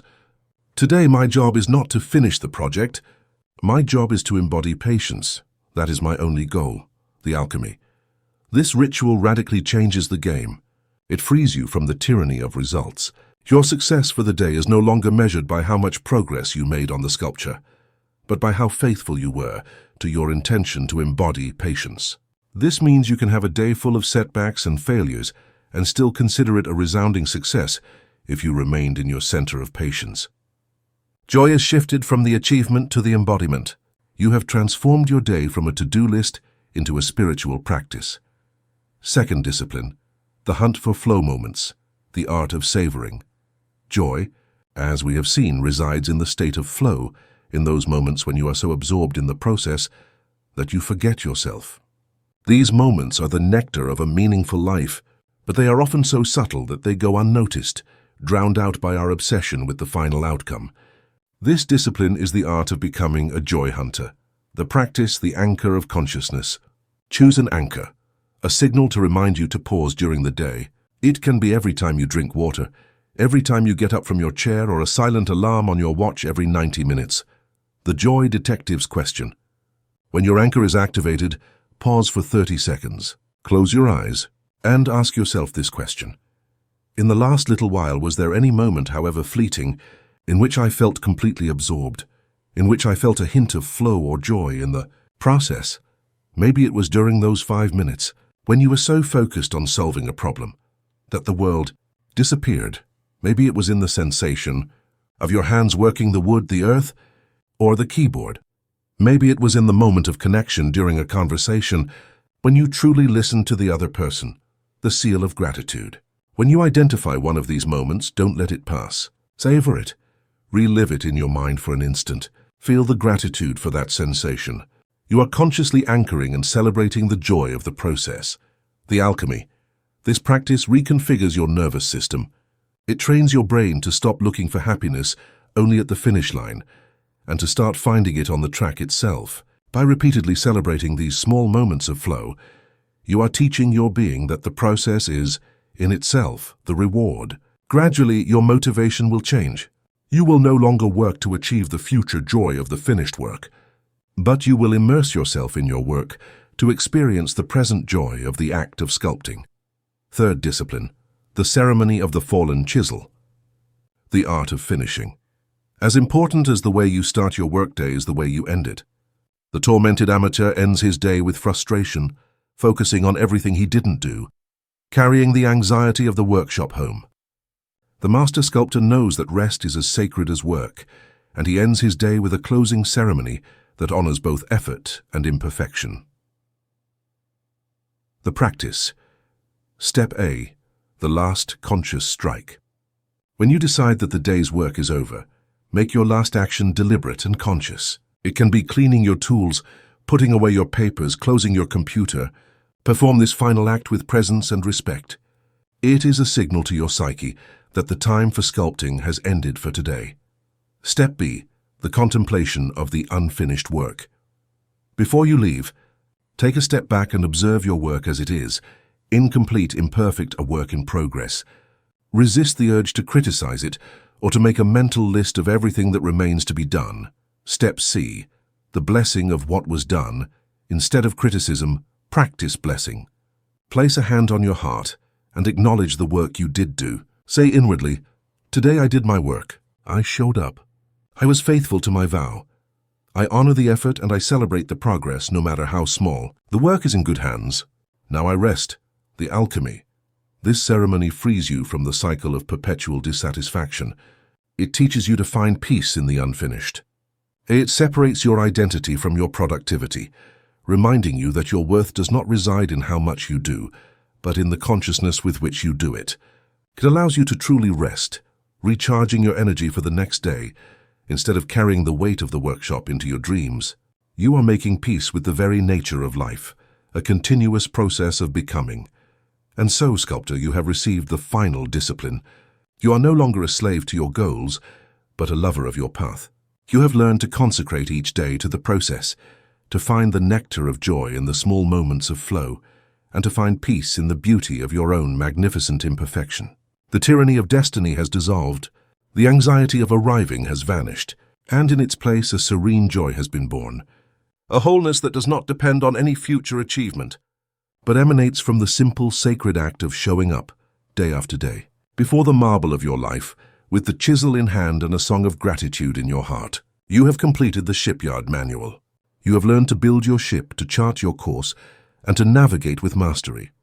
Now only one thing remains, to honor the sacred workshop that has always existed within you. And so, soul sculptor, our time together in this shipyard comes to an end. You have journeyed from the vast ocean of uncertainty to the heart of your own creative power. You are no longer the castaway adrift, pushed by currents that are not your own.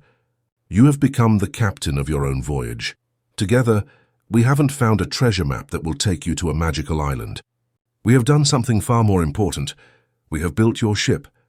We have taken the raw material of your existence, your unique gifts, your childhood passions, your deepest wounds, and your courageous choices, and with them, we have assembled the rudder of your purpose. The journey began with an echo, a whisper in the silent chambers of your being that told you were destined for more. You dared to listen to that holy dissatisfaction, not as a sign that something was wrong with you, but as the call of your own soul. You performed the archaeology of your gifts, unearthing the treasures you had buried under layers of conformity. You discovered that your genius resides in what you do effortlessly, in the skill you took for granted. You had the courage to look at your wound, not as a grave, but as a portal.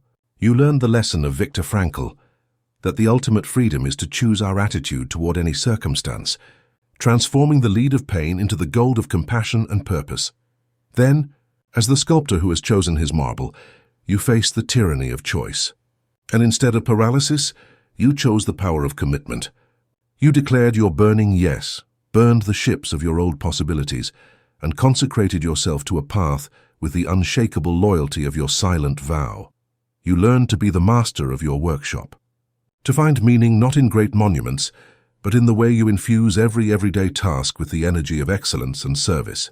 And you learned the hardest discipline of all, to see pain and failure not as the end of the work, but as the strikes of the chisel that give your character its strength and beauty. Finally, you have reached the culminating revelation. The meaning of your life is not the finished sculpture. Meaning is the continuous joy of the act of sculpting. Your life is not a product to be perfected, but a process to be lived to the fullest. The workshop of the soul, that sacred space of creation, is not a place you visit. It is you. The compass you longed for is not outside of you. It is you. The tools, the marble, and the artist are and have always been one. Go forth then and live from this knowledge. Sculpt your day with presence. Commit to your purpose with a silent loyalty. Face challenges with the certainty that they are only there to refine you. Find joy not in the arrival but in the journey.